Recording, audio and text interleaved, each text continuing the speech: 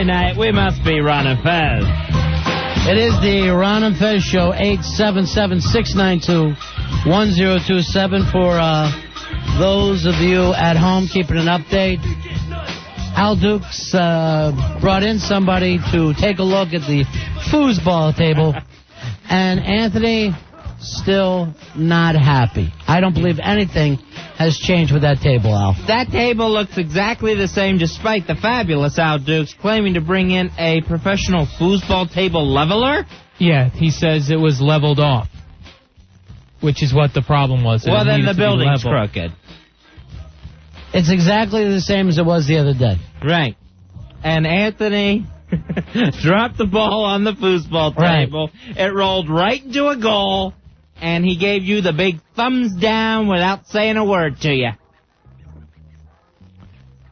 I mean, I'm going to give them a call back to see exactly what. You better get your money back. Then I had to make the statement to O&A, just because our producer's a dick, it doesn't mean me and Fez are. Right. How many times we got to yell that out? Constantly. I'm saying as I'm walking down the street. We're constantly putting out brush fires. All right, we will be on tonight till 11 o'clock, of course. If anything happens, we will let you know right away. But with the foosball table? No, not the foosball table, the big national emergency. All right. Which it seems like the president taking his time, Fuzzy, so. Yeah. All right. I figure he'll worry about it for a while. And you and I can go on. Actually, I've got something new that I'm doing with my life. Oh, yeah? What are you doing? I've been playing a lot of checkers only using the kings. Have you ever played like that? No. Yeah, it's the game where you kind of take a checkerboard and turn it sideways. Okay. My son and I have gotten into that. And then you can jump your own kings and, you know, all the way. So it's like really, it's, you know. It's hardcore checkers. I guess I started teaching them chess, and it was too annoying, and then we just got into that. But I've been spending hours doing this now. That's what's getting you through your day. I can't look at the TV anymore. I cannot look at the TV. Today was the first day, really, I think, that I've turned the TV completely off and said none of it. And what I did was I rearranged my room. Really? Yes. Move the batch towels over closer to the shower? Rude and rude. So you're keeping the batch towels far away from the shower? As far as possible. Trust me, that's a mistake. Really? Rearrange your room, huh? I moved the furniture around. Oh. I actually got rid of my dresser. Really? And set up some space saver things is what I did. Saving space. All right. Not a lot of space in New York. Have you seen that commercial where they're like these little crates, like milk crate things? You mean Go Yaffa? Yeah, Go Yaffa. Yaffa pasta strainer, like it's floating in air. What an annoying commercial. Maybe if you didn't watch 23 hours a day of TV. That was before anything happened. That was before news coverage. I did that. You're like a lot of women that when the going gets tough, you start to rearrange the furniture. I'm nesting. Yeah. Before you have that baby. Before you give birth to a war. Yes, but I did not purchase any Go Yaffa, which drives me nuts. Yeah, you don't like that scene? It's cheap. Yeah. I don't want to hurt anyone's feelings, but it looks cheap. It looks like it should say on there, for college kids. Right, yeah. Exactly. I love the bright colors. Right. But I'm not going to buy furniture and a pasta strainer from the same TV ad. It's just wrong. I don't know. I kind of like that pasta strainer, though, because I hate it's floating in air. Go, Yaffa. All right, so you're cleaning. I'm playing hardcore checkers, nothing but kings. Right. And I've also started my Christmas shopping. Yeah. Which I suggest everyone do, because if you buy, one thing a week, it's not so hard on the purse strings come Christmas time. If you start now. I can't, I will do my normal shopping, because the mayor said make your life normal, and I'm going to start doing my shopping December 24th, like normal. That's normal. All right, on the instant feedback, King Tubby writes in, backgammon is another great addictive game. I've never played that in my life, and it's on the other side of the checkers thing. I've never once played backgammon. I don't know how to play. I wouldn't begin to know how. Al, you play? So many games I never learned. No, I don't know how to play backgammon. No idea. Huh. What have you been doing to keep yourself out? I found on the computer they have Rock and Roll Jeopardy where you can play against other contestants. Where? It's I think it's at thestation.sony.com. Other real contestants? Yeah, or against computer contestants? No, this is the great thing. It's against other real contestants. So it'll be like 25 people playing at the same time? No, you get into rooms of 3, like regular Jeopardy. Yeah. And then you play. Al, I hate to call you away on the hotline. The police are calling for you. Okay. About that situation last night. Apparently someone's been cheating at Rock and Roll Jeopardy. They want to speak to you, Mr. Dukes. By the way, and I don't know whether it's a more situation or whatever, I'll say quick to you. Al's getting a little crazy about a young girl. Someone who's done the show. Really? No. I'll leave it at that. I'll tell you this so I won't embarrass anybody. The initials AA. Really? Yeah. You know what I'm talking about? Sure. Starting to fixate, huh? He's got look at his desk. He's got the picture there hanging up. I wondered about that. I didn't say anything. It's like half a maniac. All right, so that's at Sony.com. All right, that'll be my other new thing. I'll play Rock and Roll Jeopardy and I'll whip their asses. Sony.com I go to? You're going to get thrown out of a room. I think it's thestation.sony.com. All right, Pantera told me Sony.com. But then again, he said that he made up Ground Hero. I know. Instead of Ground Zero. Oh, Ronnie, he says Merv Griffin didn't invent Jeopardy. He did. Pantera did. Pantera's Jeopardy. All right, here's Joe. Joe, you're on Ron and Fez. Hey, Joe. Hey, guys. Hey, buddy. I play that Rock and Roll Jeopardy quite a bit. Easiest way to get there is rockandrolljeopardy.com. All right, That's how I always do it. Who would have thunk? If I could do this, then I won't have to hang out with my son. It'll be a lot more fun. It really is an addicting game though. All right, so that's Rock and Roll Jeopardy? And. Yeah, okay. The full thing. Right, okay. All right, so that's what you've been doing to keep your mind a little clear through some of this? That and solitaire. See, solitaire... I play that free cell a lot. All right, later, guys. I'm getting damn good at it. Somebody just actually sent I have a 56% winning average. Somebody actually just sent me the link, Fezzy, so you want to just go to Spots while I play this? It's not time to go to Spots. All right, then you're going to be talking a lot tonight. I'll be in the middle of a Jeopardy game. For you to play Rock and Roll Jeopardy, I can help you send the question. They even have message boards on here. Anything about air supply? I can answer. Why would you want to write in the message boards about my last Rock and Roll Jeopardy game was a tough one? I like to ask where in the country they're located. Oh, you can talk to them while you're playing, you mean? Yes. So it's like a chat room and a game? Yeah, once you go into a room, it has its individual chat board just for that room. Is this a gay thing? No. Is this gay chat? No, it isn't. Straight. Seeking same? By the way, did AA talk to you today? Did you get a letter? No, I did not. I have told her absolutely not to stay away from you, okay? There's too much of an age difference. Yeah. We know the age bracket that you enjoy, yeah, Al Dukes. And I'm not comfortable that you with. Always say is the perfect. Yeah, right. Old enough to pay, old enough to me. Al Dukes. Hey, Terry, you're on the Ron and Fez show. I almost forgot. Yeah, hello? Yeah. Damn. Just the Ron show, really. Hello? Terry, go ahead, buddy. Go ahead, Yeah, Terry. Ron and Fez. Yeah. First of all, thanks a lot for all your support. I assisted in the efforts early on. Yeah. There's a motorcycle event, if I could just plug it real quick. The first annual American Solidarity Motorcycle Run, September 30th, commencing at Bergen County Courthouse parking lot, and it's going to end at 11 a.m. at Ross Dock in Fort Lee. That's essentially exit 1 on the Palisades Parkway down on the river. $20, 2 bands, etc., and all the proceeds are going to go towards relief efforts for various organizations that were affected. The Nam Knights of America, it's a motorcycle club consisting of law enforcement and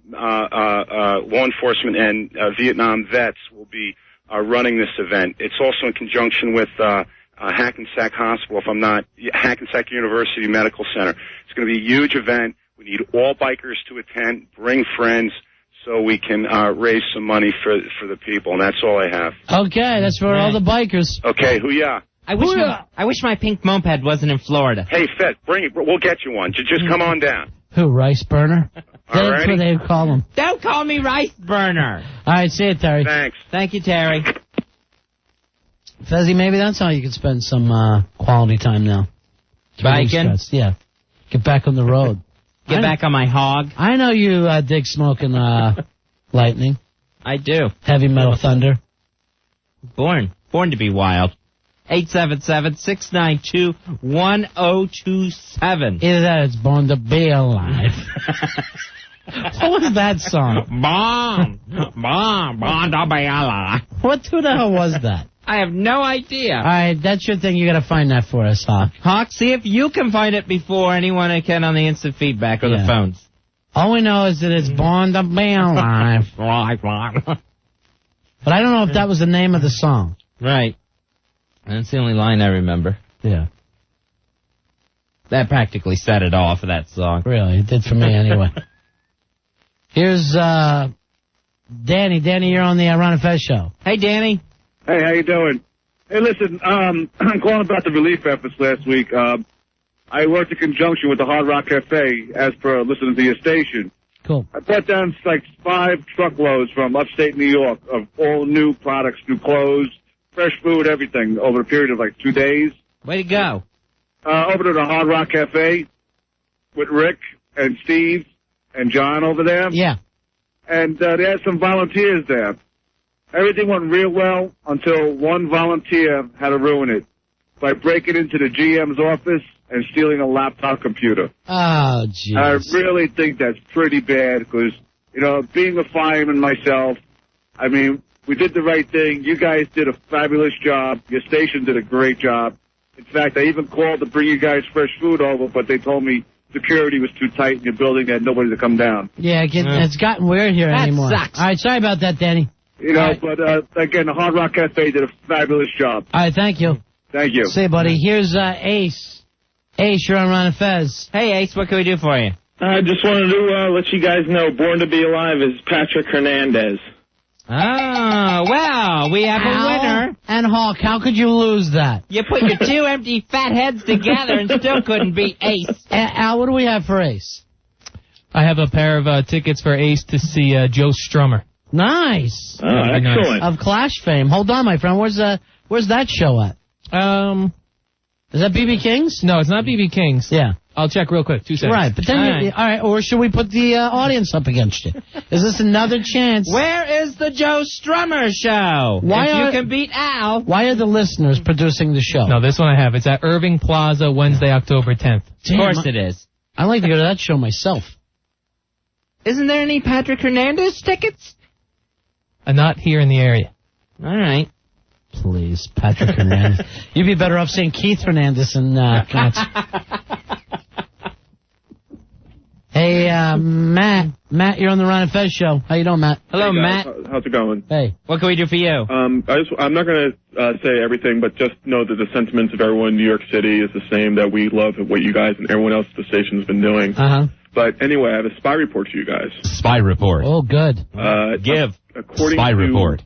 According to Extra, for the telethon on Friday night, Leno might be hosting it on the West Coast, and Letterman might be hosting it on the East Coast. Is that right? That's still a rumor at this point, but Extra just reported it, so I guess you can consider it a done deal. Would it be Extra or X-Tree?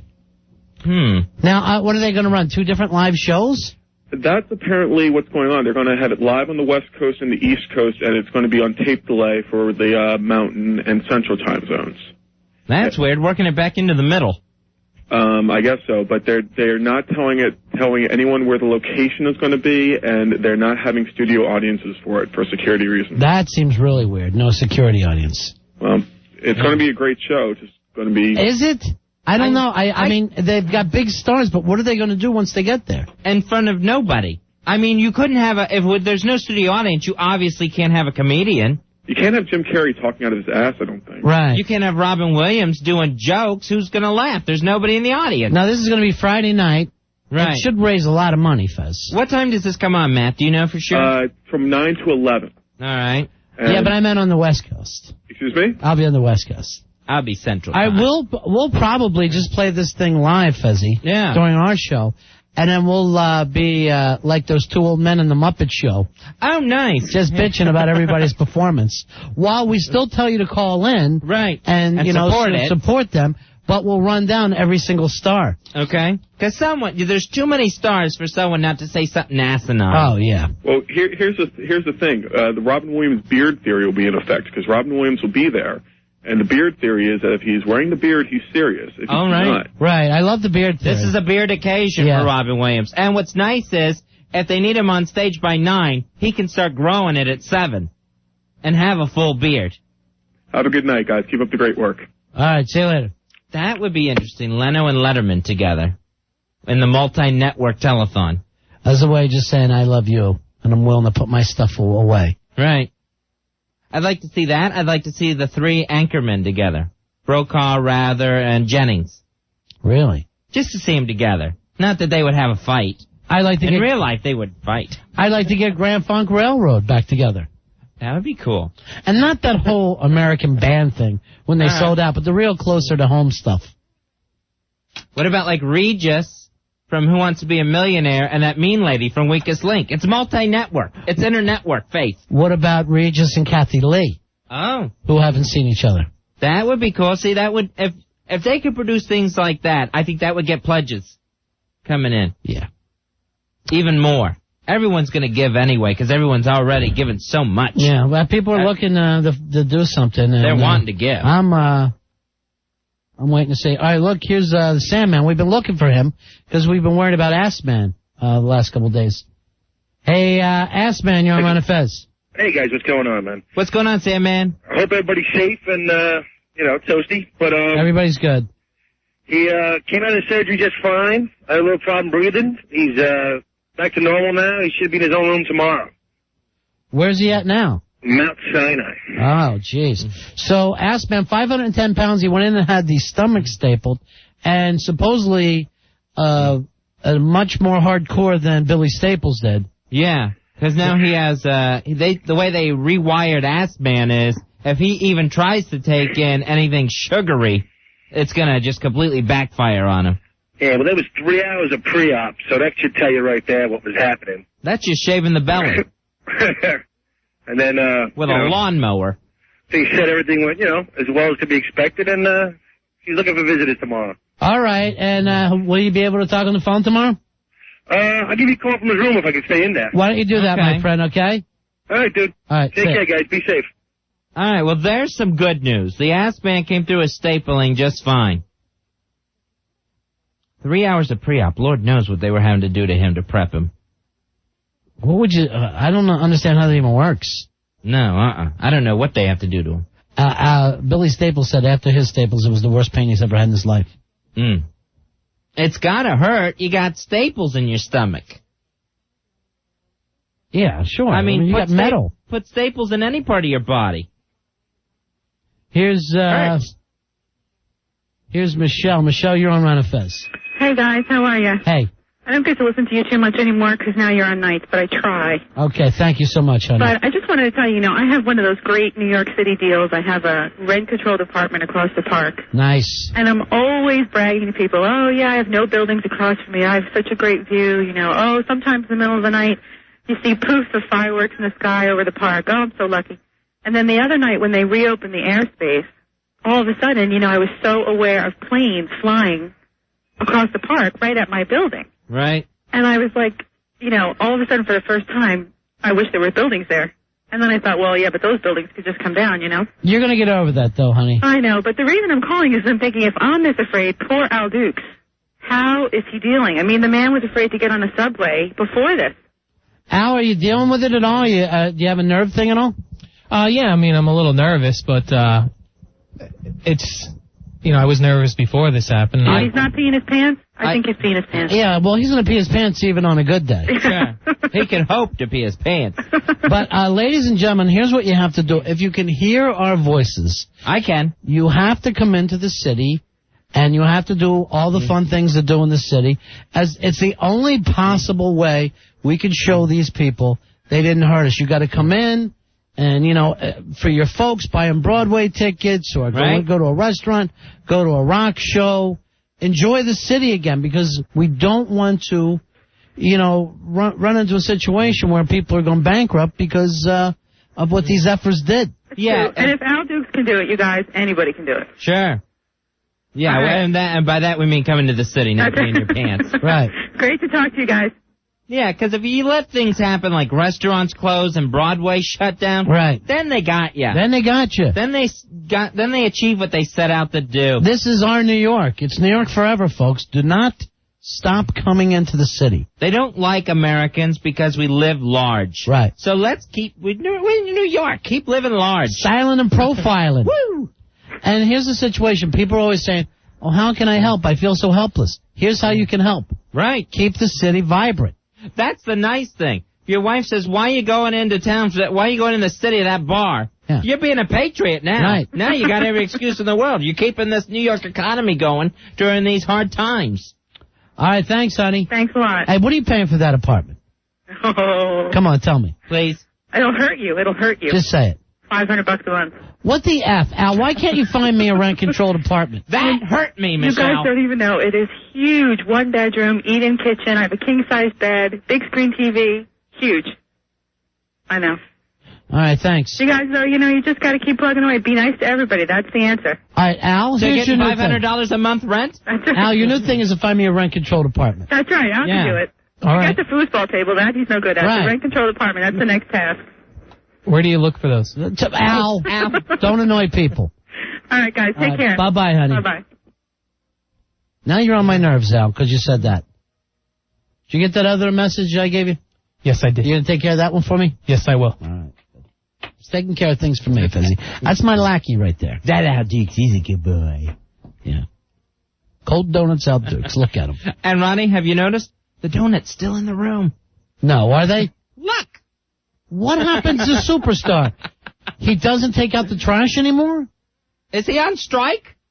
Is he here? Does he come into the city still? Actually, I didn't see him today. I normally see him. Well, so nobody will take out the trash for 3 days? Or is he on another 5-week vacation? Yeah, I don't know what the backup plan is. Talk about living large. Apparently there's no backup plan, Al. Here's Keith. Keith, you're on the Ron and Fez show. Hey, What's Keith. up, Ron and Fez? Hey, buddy.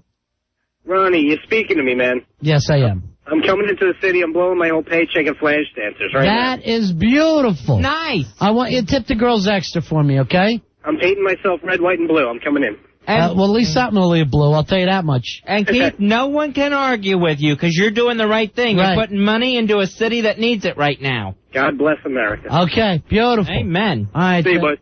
That's a nice thing. You're untouchable. Right. Support. You go in, you have a big fat steak dinner at a nice restaurant in New York City. No one can blame you. Because you're doing the right thing for a change. You know, I heard Opie pushing his buddies Paisanos. Mm-hmm. I went down.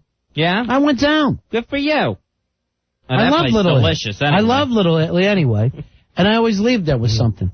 My wife has a thing for that, I don't know what you call that Italian candy. It's like white and it has nuts in it. You have to crack it. Oh, I love nougat candy. But what is that called? It's kind of like an Italian name. I don't know. I've always called it nougat candy. Well, somebody's going to beat Al on that. Why am I even bothered? He goes to the computer. The white Aren't you taffy- Italian, Al? Partially. But you have to You go are to the computer. How many Italians do you think run to the computer when I ask them about their foods? I was going to just try to look it My up. problem with that is like it takes forever to eat. My whole face gets all sticky. But I'm not saying I wouldn't eat it. I do. You got to put it in the freezer, try to get it home, and then smack it. I'd rather gnaw on a huge piece of it. Here's Mario. You're on Ron and Fez. What's up, Ron Fez? Yeah. Hey, Mario. Fellas, I got a rock and roll trivia question for you. Well, you can't beat us. We got Al Dukes with us. Make sure you put your answer in the form of a question. Oh, now you're killing me. All right, go ahead. All right. All right. Who sang that song? It's like a really early 80s, cheap, lame, faggy disco song, Let Me Take You Dancing. Let Me Take You Dancing? Mm-hmm. Al, I don't think I've ever even heard it before. I don't know that one. It's like a real high-pitched voice. It's kind of fast. Huh. No, I never heard it. Can you find it on, Oh, are you trying to guess? No, I know the song. I know who wrote it, but I don't. Maybe if you started singing it for us. Yeah. No way. Can't do it. Yeah. I don't think your voice is high enough to do it. Exactly. All right, hold on, Mario. He makes me uncomfortable. Something about Let that. me take you dancing. I want to dance the night away. Is that what it is? Wait, let me check back for him. Is it Dance the Night Away? What's that? Because that's Leo Sayer. Right. No, not that one. Yeah. Oh, okay. Oh, that was 70s faggy. Like the words, like he just keeps singing, "Let me take you dancing, dancing. Let me feel your heart tonight. Let me take you dancing all night long." That one. I never heard it. Boy, nothing strikes me familiar there. No. All right, hold on. You and I are going to be talking off the air. You'll probably find yourselves in a Rock and Roll Jeopardy chat room. Dennis, you're on Ron and Fez. Hi, Dennis. Hey, what's up, guys? Big ass card holder number 500. Hoo-ah! Hoo-ah! Hey, I want to know if you guys are going to support New York tomorrow by going to see Glitter. Oh, boy, that's tough. That one's tough. I'd rather throw money to a mime. Glitter comes out tomorrow? Yeah, it's about as fun as syphilis, huh? You know, actually, if that would have been on the airplane, maybe the terrorists would have walked off. That's how bad that movie's going to be. That's going to be bad. I'll be on breaking my own dishes. I think it's going to be worse than Cool as Ice. All right, thanks, man. All right, brother. See ya. Bye. Glitter. Here's Anthony. You're on Ron and Fez. Hello, Anthony. Hey, Ron and Fez. Hey, buddy. I know the name of the candy. Yeah, what is it? It's, Daron. Say it again? Daron. Daron? Yeah. All right, no, describe it to me. It's like a white, I don't know, my family told me. It's a white candy, and it's got nuts in it, and it's really hard to eat. Yeah. It's so delicious. Right, What's the white stuff made out of? I don't know. Hold on. What's the white stuff made out of? Love. I say it's made from love. No, that's my white stuff. Ow! A nougat. Ow! A nougat. All right, thanks a lot. I don't win a prize. Yeah, hold on. Al's going to give you something. Did he say, do I win fries? No, do I win a prize? Oh, I got to get these ears checked. All right, let me check with Chester. Get the carrots First out of them. Hey, Chester, what's the name of that candy? Chester, what's the name of that candy? Tyrone. All right, Tyrone. Tyrone. Yeah. All right, hold on. Let me check back with Anthony because he says something different. Anthony. Yeah. He says it's Tyrone. Yeah, Tyrone. Oh, Tyrone. I thought you said Tyrone. Oh, I say really Italian. I'm on the cell phone. It's hard. I'm sorry. All right, now thanks it a lot, sounds like Chester. he's saying cell phone. All right, thanks, Chester. All right, give Anthony a little something. Again, Al, that's something else the listeners beat you on. And you're going around telling everybody you're the big Italian. Part Italian, yes. Which part? Your big toe? Here's Greg. You're on Ron and Fez. Your big hairy toe? Yeah. Go ahead, Greg. You know that song you're talking about, Let Me Take You Dancing? Yeah. Well, I'm embarrassed to say, even though I like heavy metal right now, I used to listen to that type of music. The actual guy who sang that song was Bryan Adams, and he was part of a group. He was part of a group. The name escapes me, but it was Bryan Adams. It was a Canadian band? Yeah. It was a Canadian band named Pockmarks. Yeah, Bryan Adams was their lead singer. Yeah, that's what the guy told me. It was Bryan Adams, but it's not on any Bryan Adams record. How do you know? You're a big Bryan Adams fan? It's not on Cuts Like a Knife. No, check again. I checked again. All right, guys. Just wanted to check in. Take it easy. Say, buddy. Hey, this is such a stupid show. It is. It's a retarded. Here's Joe. Joe, you're on Ron and Fez. Hello, Joe. Hey guys, how you doing tonight? Hey, man. Hey, how much on I bet after today's deadline you're gonna see some action tonight by the military, since Afghanistan's only about 8 hours ahead of us right now. I don't know if it's happening tonight. I really don't. Same topic, go back to the music. If you remember when they had Noriega penned up in Panama, the troops are blasting music at him, Twisted Sister. Yeah. Is that what it was? Yeah, I was trying to get an idea. What music should the military be bringing with them on this tour this time? I'll tell you, Twisted Sister would make me run out of my bunker. Judas Priest, anything from Black Sabbath. I think that would, I think the Taliban would definitely enjoy that. I'd just play that Go Yaffa commercial.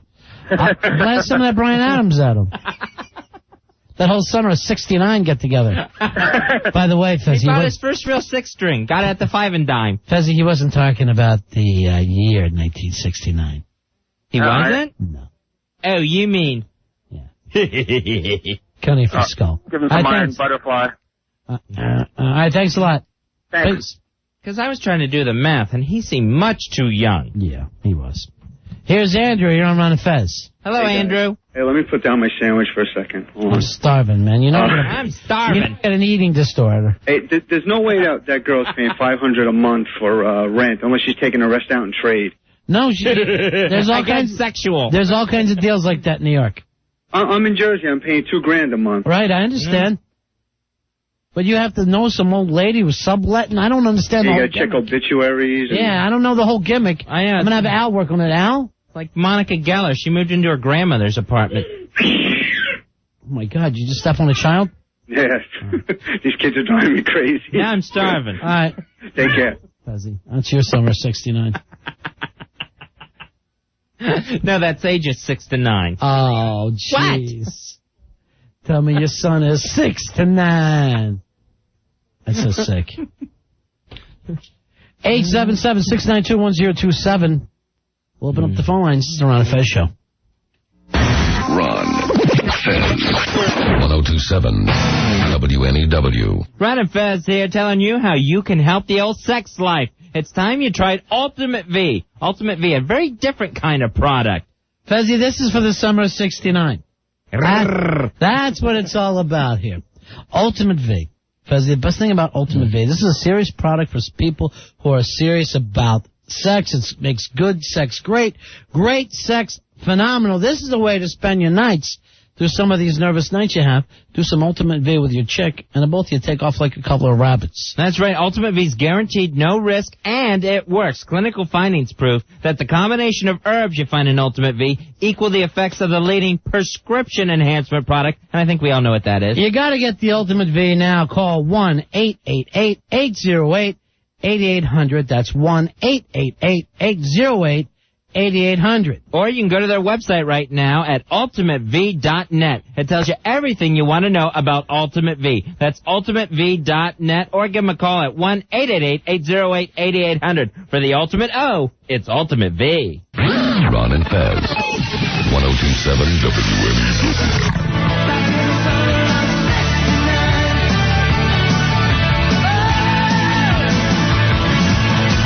Oh, good, it's back. We're Ron and Fez. Please, no more Bryan Adams tonight. No matter how much rock and roll Jeopardy we do, that actually should have rock and roll in it, Al. Wait, here's the best part.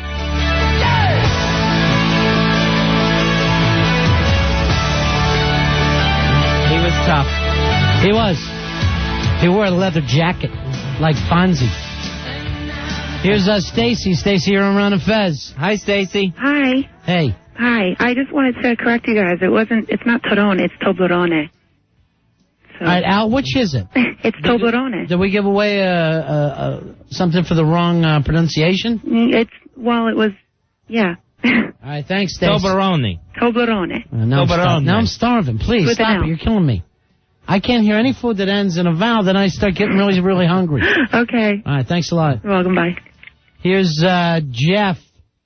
Jeff, you're on Ron and Fez. Hey, Jeff. Yes, that candy you're talking about, you know, there's no expiration date on those things if you look on the packages. It's like fruitcake. They could have mixed that stuff up in 1982. Well, I think it's all homemade. That's the situation. Right. And I heard that Christopher Columbus in the Santa Maria, he had his whole hull packed with that stuff because it never went bad. All right, and the white part of it... That ship would have sunk. Yeah, the white part of it, I heard it's made from pulverized animal skulls. They just throwing some nuts and sugar in it, so... All right, thanks a lot. with that stuff. Well, it's the best tasting animal skull I've ever gotten. And there's been plenty of that.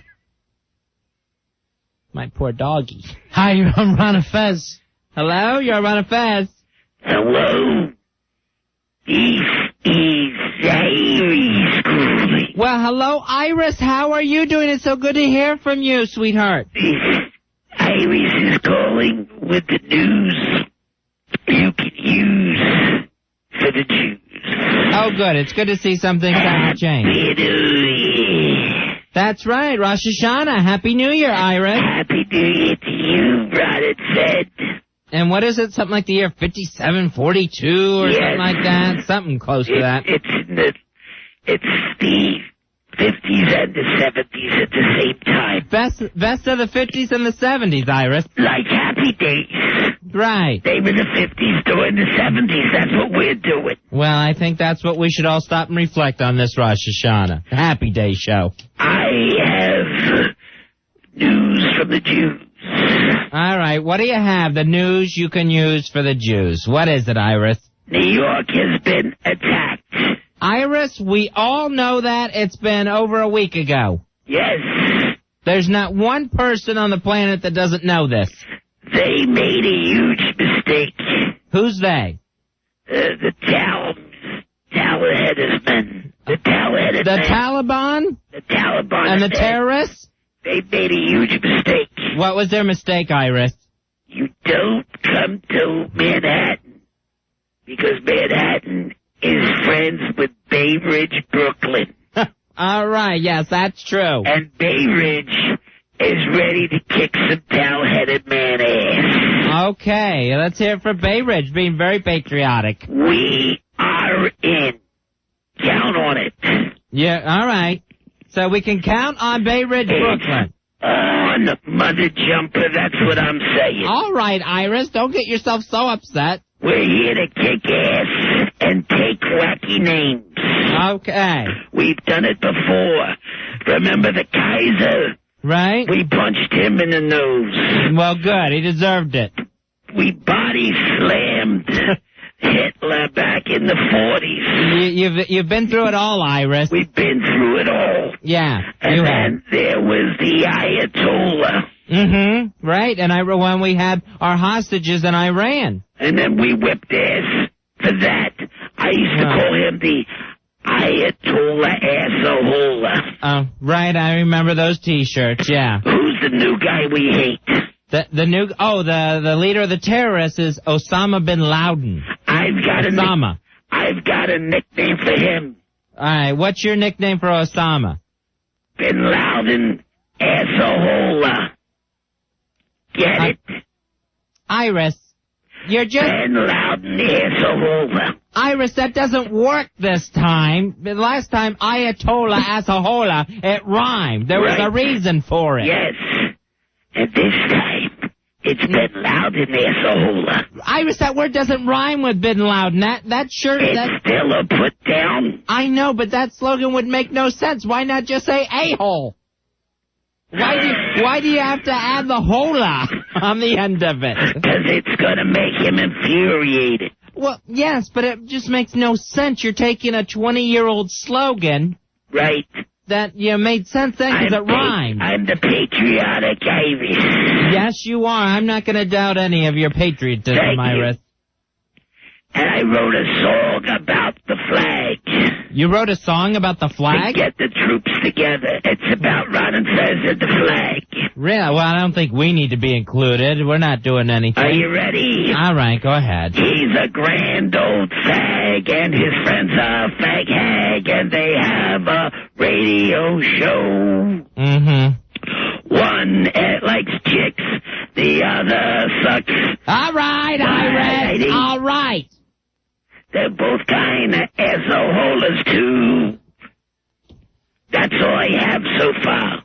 That song has nothing to do with the flag of the United States of America. But did you see I was calling you a fag? Yes, and that's awful, Iris. That song is my way of saying let's get 'em, boys. That song has nothing to do with revenge or patriotism or anything, Iris. I have some inside news, some inside sources that were telling me stuff that's going on. Oh, what are your sources telling you, Iris? President. Yes. George W. Bush. Right, you got that much right. My sources tell me... What? He once had a dad who was president. Yes, we all know that. I don't know where your sources are coming from, but... Washington. We all know that George W. Bush's father was President George Bush. Everyone knows that. You're not getting any... So he's got the right genes. Yes, you're not... To lead us to victory. Yes, definitely. But against the asshole, Bin Laden. We're not going to call Bin Laden the asshole. It makes no sense. We're not jumping on that bandwagon. Everybody, he's a grand old fag, and his friends are fag hag, and together they got them a show. One likes chicks, the other sucks. Iris!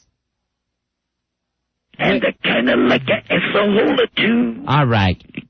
Nobody is going to sing that song. Are you all right? Oh. I got some Patriotic caught in my throat. Oh, you like the nougat candy, huh? Well, I'm going to go back on watch. All right. You stand guard in Bay Ridge, Brooklyn. We appreciate your patriotism. I'm keeping an eye on things. All right. Yesterday, I watched till 3 a.m. What did you watch? My neighbor get in the shower. I saw his pooping. Do not spy on your neighbors, Iris. That doesn't help the cause at all. 135, 3/4 hard. That's what I'm keeping. I don't want to hear your notes on this. Nobody does. You're a grand old fag. Stop it. That's not helping. Bye-bye now. Goodbye, Iris. We appreciate the call. Thank you, everyone. Let's win this war. And remember... What's that? I really love you. All right, Iris. So frustrating. I know everyone wants to help and her heart's in the right place, but Ronnie, she drives me insano. Yeah, me too. I can't stand her. Why didn't you say something to her? Why do you leave me to deal with her? Don't you start singing that song. That is not going to catch on. It seems like it's catching on. One person called and sang it, and that was a crazy old woman from Bay Ridge. Here's, so frustrating. Here's another friend of ours. See if you recognize this voice, Fezzy. All right, I'll close my eyes. Hi, you're on Ron and Fez. What's going on, guys? It's the Jobber. It's the Jobber. Hi, Jobber. What's up, Fezzy? I got a little story for you guys. One annoying caller after another. Go ahead, Jobber. Fezzy, don't get wise. We know you're pimping and limping. What does you don't that gotta mean? get wise with the Jobber. You're 14 years old. What does that mean? Can I ask you something, Fez? Are any of the callers nice to you? No. No. Fezzy's pimping and limping. What's going on, Jobber? All right, I got a little story. The other day, actually, it was yesterday. All right. Everyone in my dad's store teamed up and bought a flag together, and they hung it up outside. An hour later, after they hung it up, some guy just walked over, took it, put it in his pocket, and we got a guy that works in that store. His name's Chris Dupe. He got really pissed. Doof. Yeah, he walks out. He takes the guy, he throws him on the floor. He takes the American flag and goes, "Don't mess with America. I am America." He takes back the flag, and then the guy that was on the floor is like, "Don't make me take it out." And then he was like, "Take out what? Your penis?" All right. And the guy was like, "No, I got a gun." And then he's like, "Take it out." And the other guy's like, "I'll take it out." And then Chris Dupe was like, "Take it out." All right. So that's how it ended up, and then Chris Dupe went back into the store, and we got the flag back. And it's hung up again? Yeah, it's back up.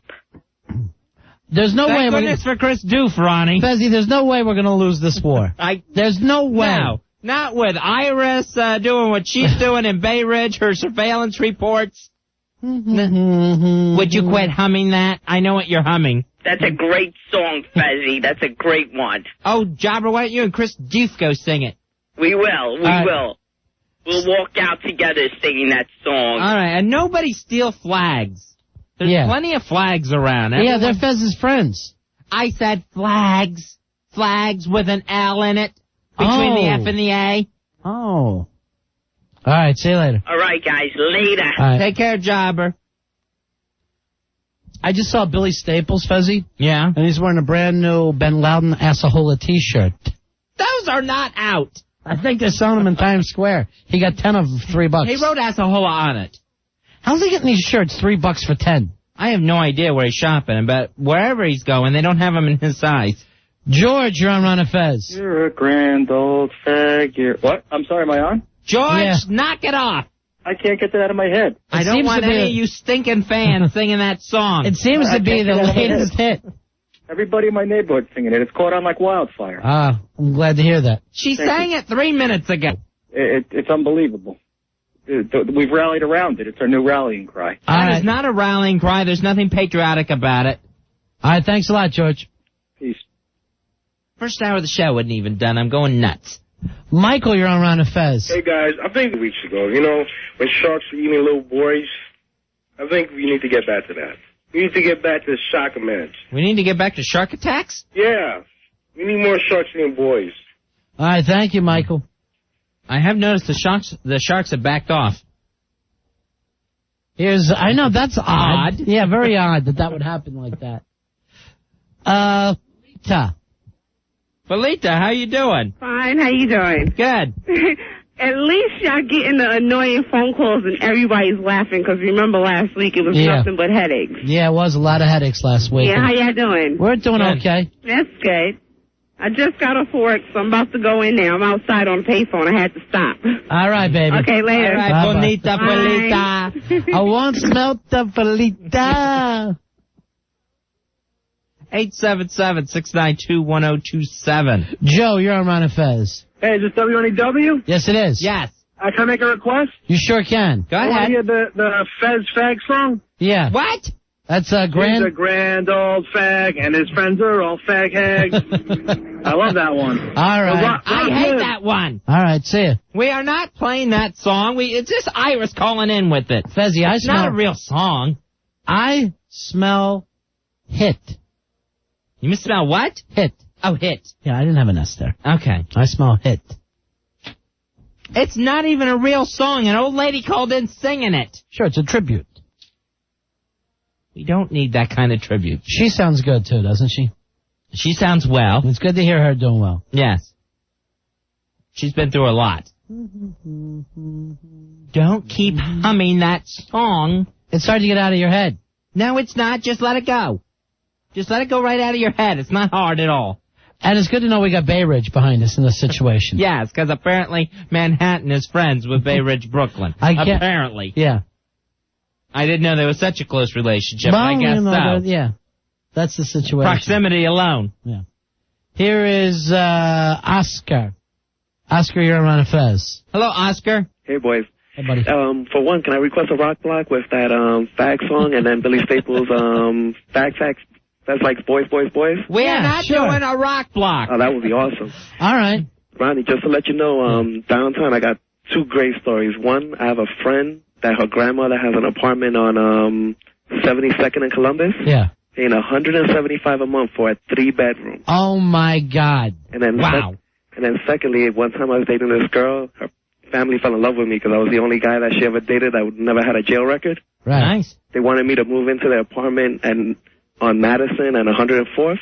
Right. $80 a month, gas and electric included. Oh, my God, you'd be stealing. Oh, yeah. What do you call it? I mean, like, I was so tempted, but what do you call it? You know, I wasn't down for the ghetto at that point and whatnot. Right, I understand. Yeah. But I could be married to anybody for those prices. See ya! See you, buddy. Here's Jennifer. Jennifer, you're on the Ron and Fez show. Hi, Jennifer. Hey, guys. Did you talk about the celebrity telethon yet? Yes. I can't wait for it. Friday night. I do not want to hear from those people. Here's what we're going to do. I just want to know about them if they're overdosing or if they're talking to people from Mars. Yeah, I like them I when know. they're... Let's bring Ann Heche out. Yeah, exactly. Celestia. She can translate for us. Now, see, that's another thing I'd love to see at the telethon. Ann Heche and Ellen back together That's again. what I say. Tom and Nicole. Right. John Travolta and some guy. Give us a little... Jennifer's very funny tonight, Fez. She's on a roll. I'm so angry about it. I just don't need those people telling me to give money. I think America's rallied enough. I mean, they should have a barbecue at the Spielbergs, and then they'll have an editorial in style next month, and we can look at it then. I just don't care. Well, who's the guy who does the show after Letterman?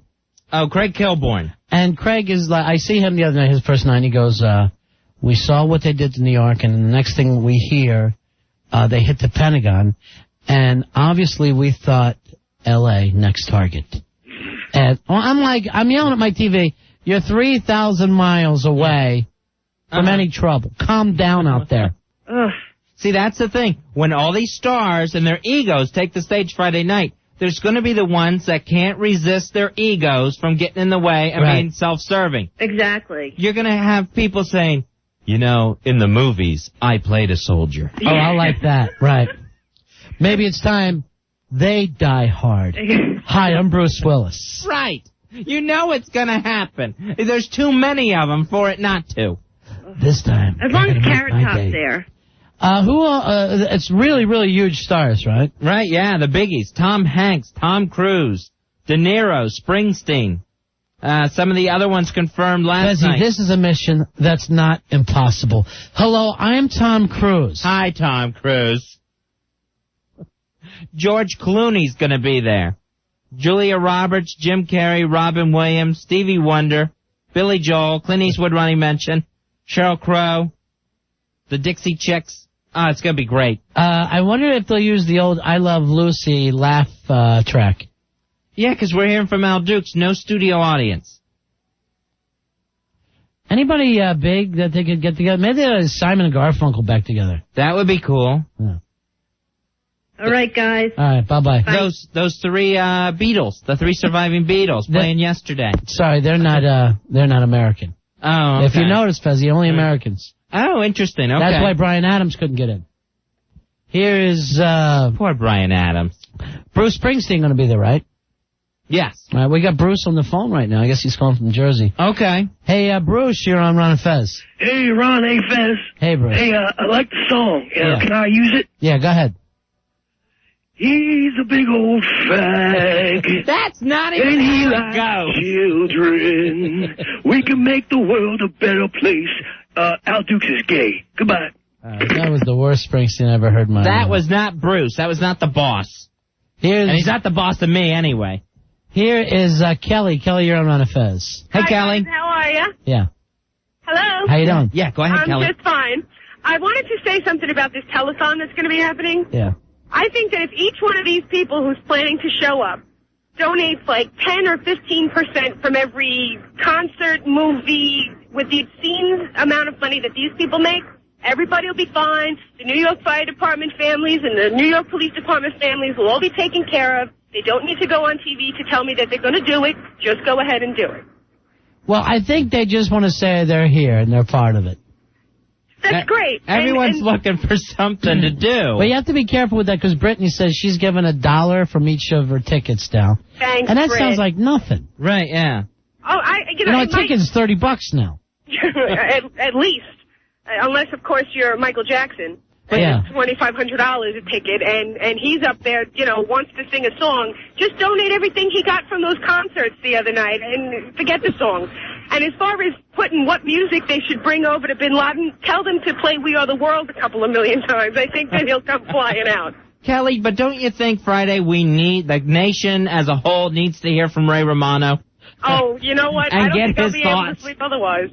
I won't be able to sleep otherwise. I think it's going to be very healing for the nation. On the instant feedback, Fez, John Kay says, "Hi, I'm Toby Maguire.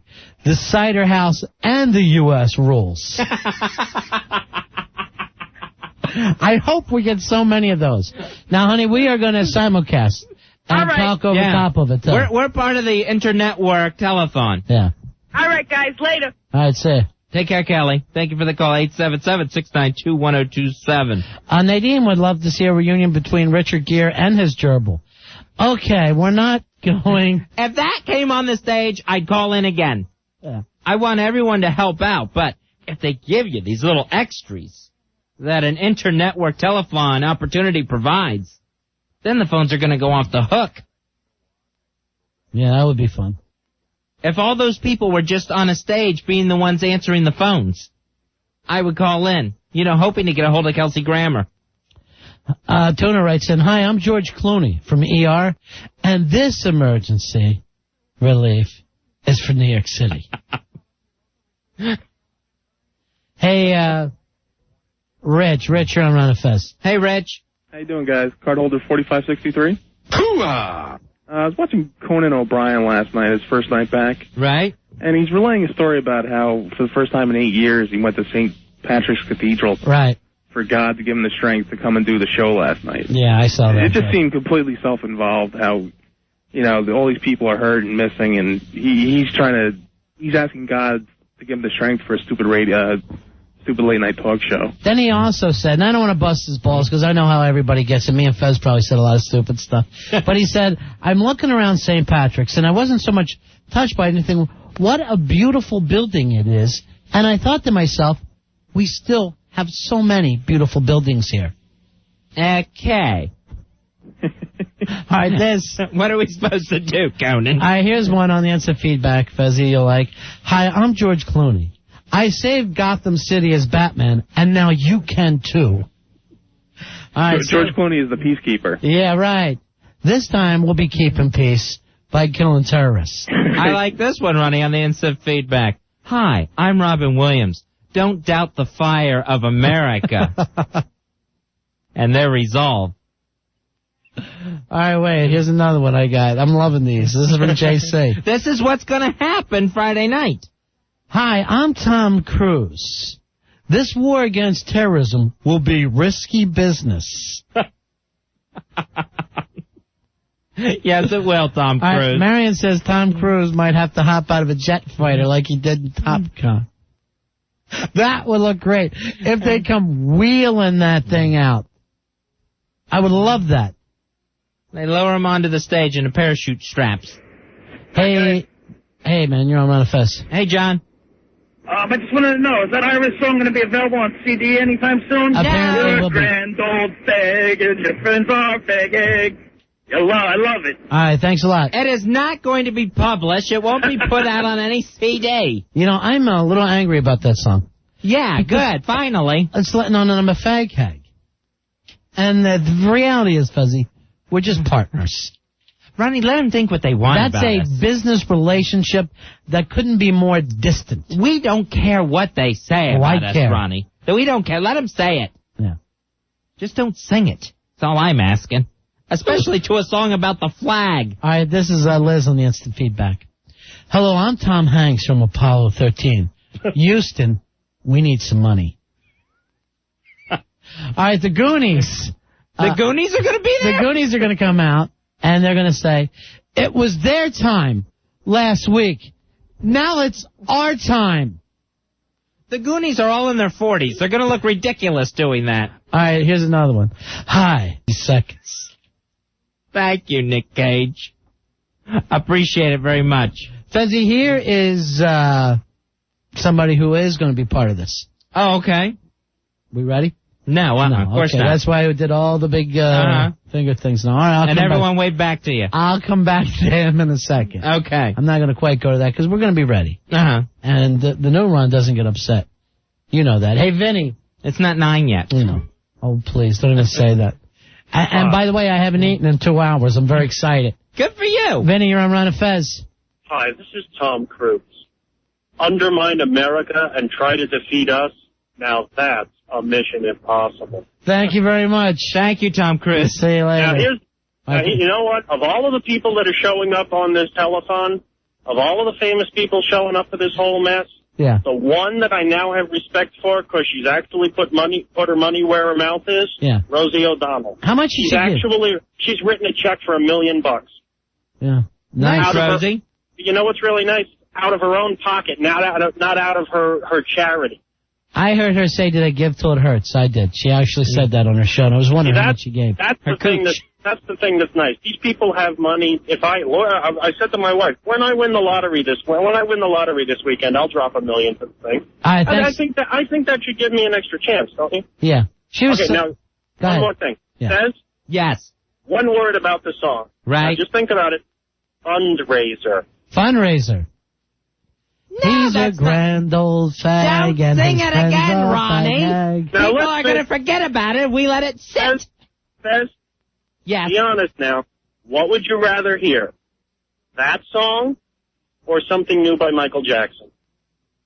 Talk about Lady and the Tiger.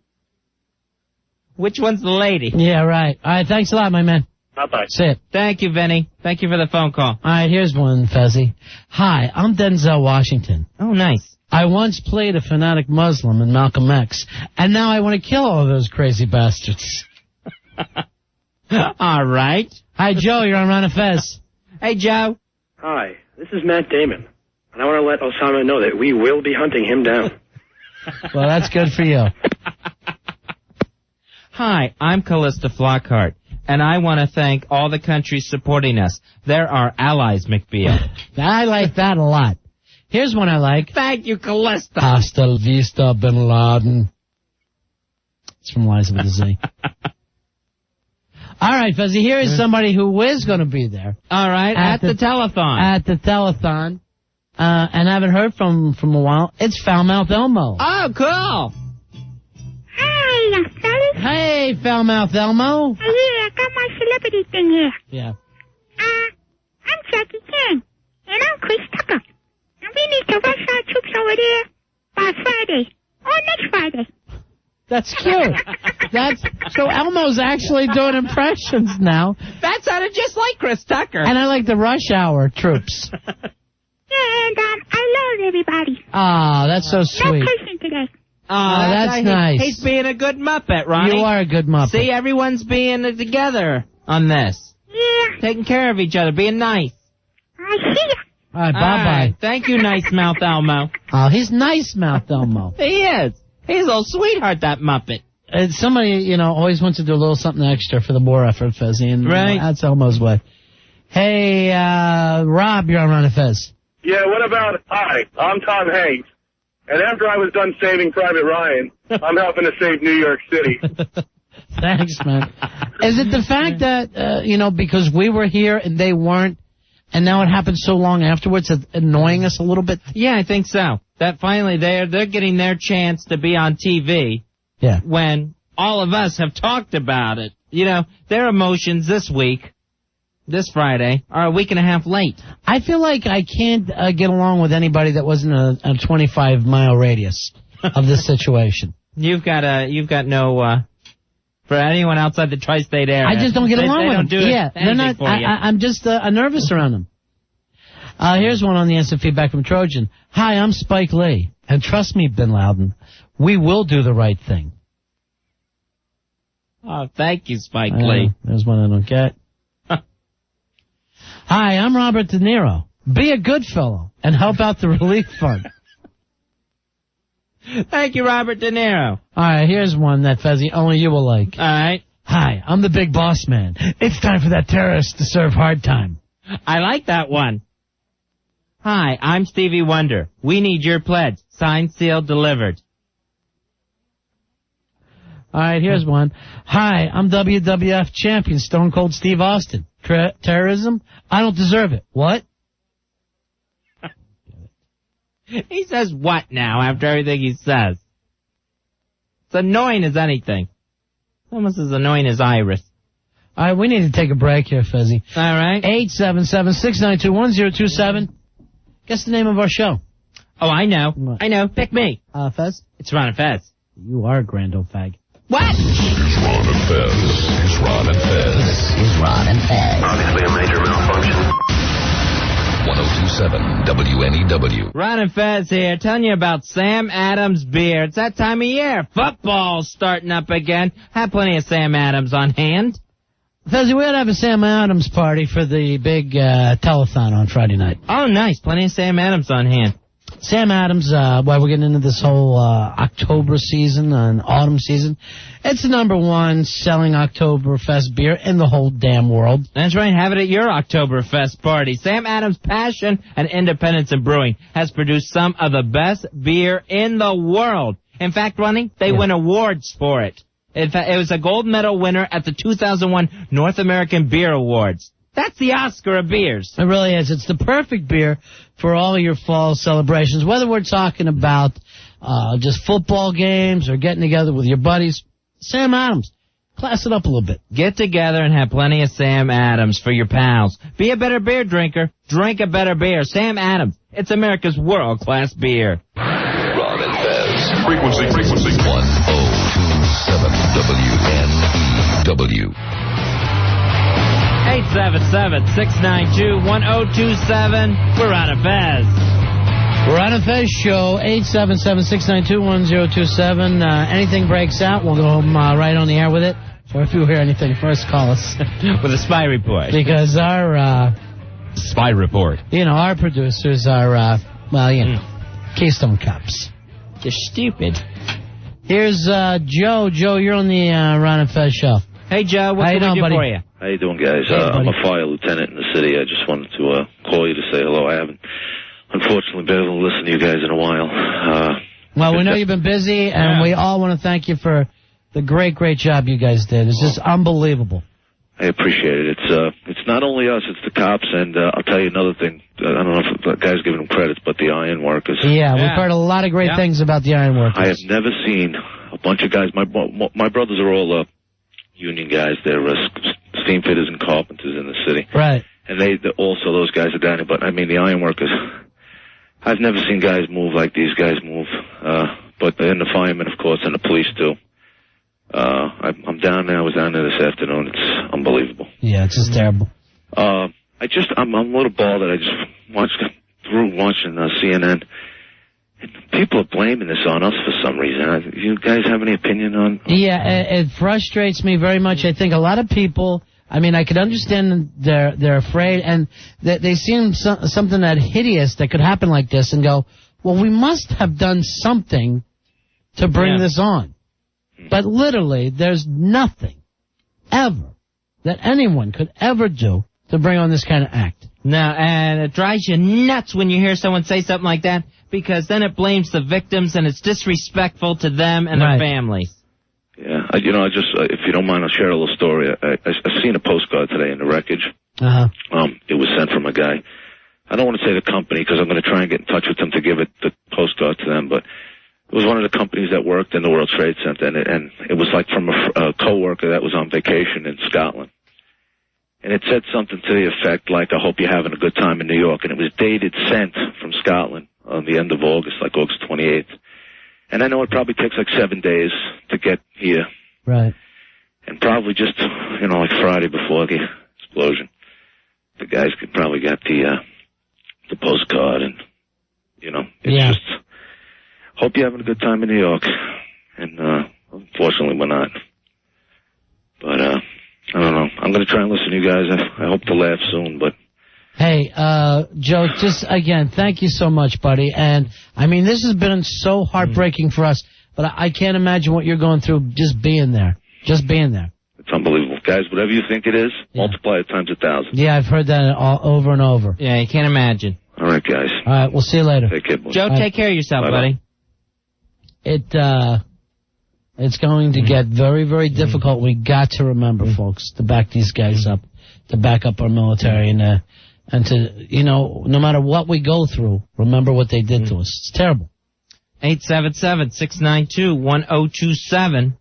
Also, Fezzy, we have to check in with Billy in a little bit and see how he's doing, because he goes through stages. Right, yeah, we will check with him in a little bit, but he is someone that needs to be checked on, I think, Ronnie. Right. And just his temperature taken time to time, because he's outraged, and he has no problem showing it.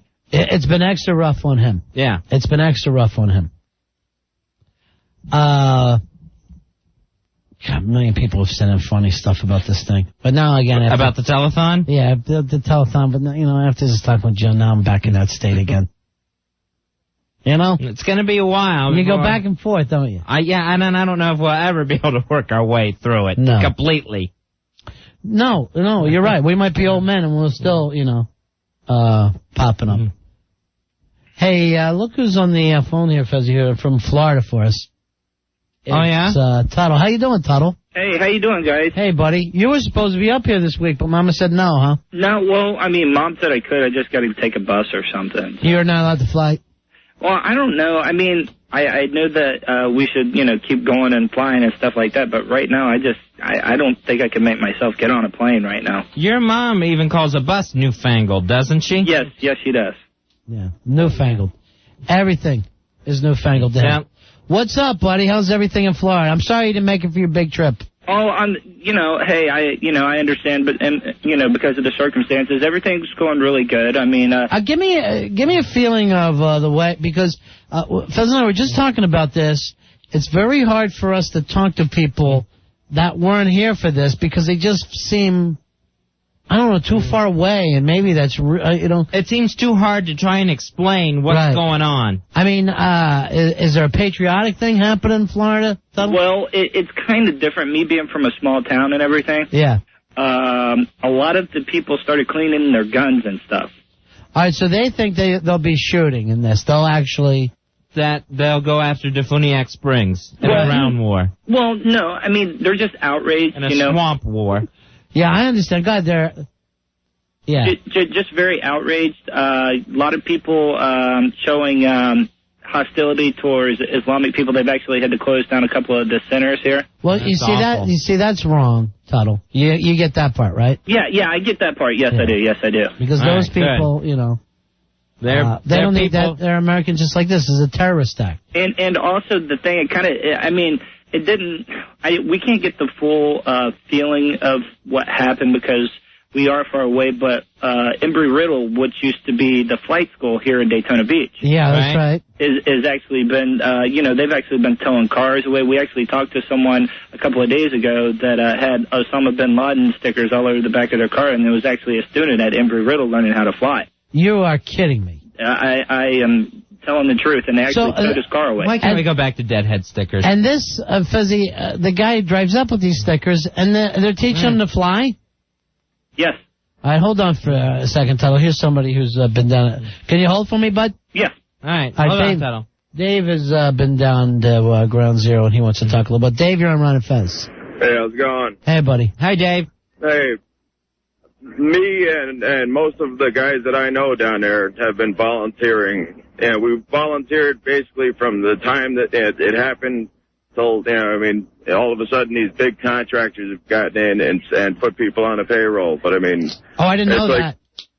Yeah, the operating engineers of New York, are the ones that are moving all the stuff. And it's like I give the iron workers credit. I'll tell you what, these EMS firemen, it's like I would never have their job in a million years. But, it's like I never hear anything from the operating engineers. It's like we're... Well, I'm sorry about that. So it's the operating engineers? Yeah, local 14 and 15 of New York City. You know what I'd love to get out? I would love to find out all the union guys, all the locals. Get us a list of that so we can read it out. I'd like to do that. Everybody in every trade that's down there working. Well, I'll tell you, realistically, there's only 150, 200 of us down there, and there's probably a couple thousand iron workers, but we're the guys that are running all the equipment so the iron workers and everybody else can work. Hey, Dave, give it out again, my friend. Local 14 and 15 of the operating engineers of New York. God bless you guys, and thank you for everything that you've done, okay, Dave? Thanks a lot, man. Have a good one. See you later. Thank you for the call. That's true, Al. Come on over here. I'd love to make sure we give props to all those guys. Okay. And, I had never even, until a couple of days ago, even understood the iron worker situation. I didn't know that those guys were in there. It was after a couple of days that we were talking about the firemen and the EMS workers and all the cops. All right, Al? Yeah. Have you put that together for us? Here's Eddie. Eddie, you're on Ron and Fez. Hey, Eddie. How are you guys? Buddy. Great listening to you. Yeah. I need you to do me a favor. I've spent the last week down. I'm retired from EMS in the city. Okay. I lost like 4 or 5 friends that I worked with. But I was down there for the last week, back and forth. Uh-huh. And I need you to do me a favor. Uh-huh. You know the big-ass card holder chair that you send out? I sure do. I need to send that out to all the guys and all the girls that were there. Anybody that, may have lost somebody in there, because you know what? That's a great chair, and I think it goes a long way. All right, this is from Eddie, everybody. Hoo-ah! Thank you. Hoo-ah! All right, buddy. Thank you much, guys. God bless you, my friend. Bye-bye. Take care, Eddie. 877-692-1027. Fuzzy, it wouldn't be too hard for us to, support all the people that are down there. Right, I don't know all the names of the locals. I'd like to get them out there. So everyone can give them a shout-out. Take him one of these, Fuzzy. Hoo-ah! There you go. A lot of them may not understand that right away, but I think that might catch on. Tuttle. Yes. All right, now you're hearing, when you're listening to our show, you're hearing all these heroes that are down there every day, right? Yes, that's correct. Do you feel like you've wasted your life fighting women? Yes. Yeah, I thought so. Yeah, I probably. thought so. Yes, most definitely. All that stuff seems trivial. And then for whatever reason, your little local school down there is training all these pilots. Well, it's not me. Oh, yeah, that's true. I didn't think of that. But I don't know. Seems like it. It's just going on in our own backyard. It didn't happen to us like it happened to you guys, but That's right. Now, I know your daddy is very patriotic and very gung-ho. Yeah, but that was for the Confederacy. Oh, that's right. Has he been wanting you to enlist? Well, he said, he really thinks that, people should at least do maybe a 2-year term. Everybody? Yeah, he thinks that it would be good. He'd like for you to get drafted. Well, he said if I got drafted, he would want to come along with me, though. That'd be nice. Did they do that? Yeah, the buddy system, they call it. They want one to be 22 and the other to be 52. Really? Yeah. Well, he said he would want to. Yeah. I guess he could kill pigs or something. I don't know what he could do for the service, but something. All right, hold on for a second, all right, Tuttle? All right, sure thing. I like to go back and forth. I just want to... You know what? It's good for him, Ronnie. Here's what's weird for me. Something about this kid making me feel better tonight. You know what I mean? I know we got Tuttle again. Yeah. It just that part's normal, Ronnie. Weirdly normal, yes. Almost like he's been unaffected by all this. And I know he has a shared TV down there that they all watch together. Oh, right, The entire community. Here's Ryan. Ryan, you're on Ryan Fez. Hey, Ryan. Hey, guys, how you doing? Hey, buddy. I'm a high school teacher in New Jersey. I teach history, and, one of the things I really want to do, and I think I'm going to do tomorrow, is have the kids write letters to the families of the firemen and the policemen, and in the letters talk about their place in history, because I think we've got a really important place, and what's going on. How old are the kids? 9th and 10th grade, history, high school kids. Yeah. And, I think it's really important because, we talk a lot about, these guys, but one thing we should never do is never forget what they've done, because they've gone against every single instinct in the human, in the human persona, they've rushed to the scene, instead of rushing away from the scene. And so, I think it's really important that we do that and we never forget what they've done, among with, everybody else and what they've done. Right.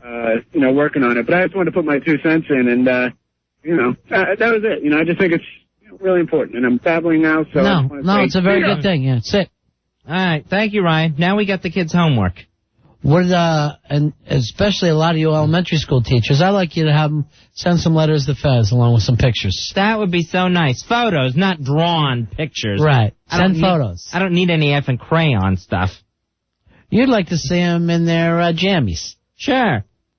Like if I was running a little weight loss camp for kindergartners and preschoolers.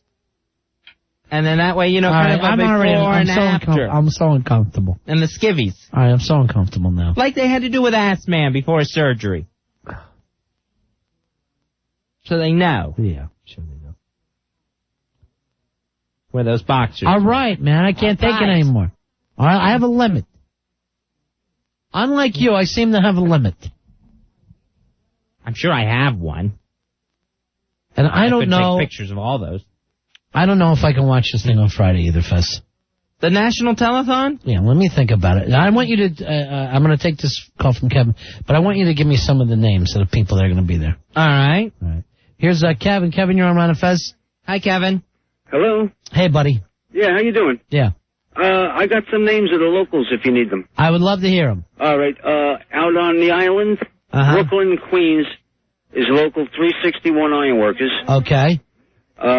In New York City is local 40. Uh-huh. All right. All right. There's the operating engineers out here. I believe they're local 38. Mm-hmm. All right, turn on your radio. You're confusing yourself. You got your radio up a little too loud. Oh, I'm sorry. Okay. Okay.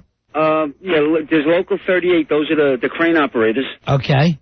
And if I'm not mistaken, there's a local 580.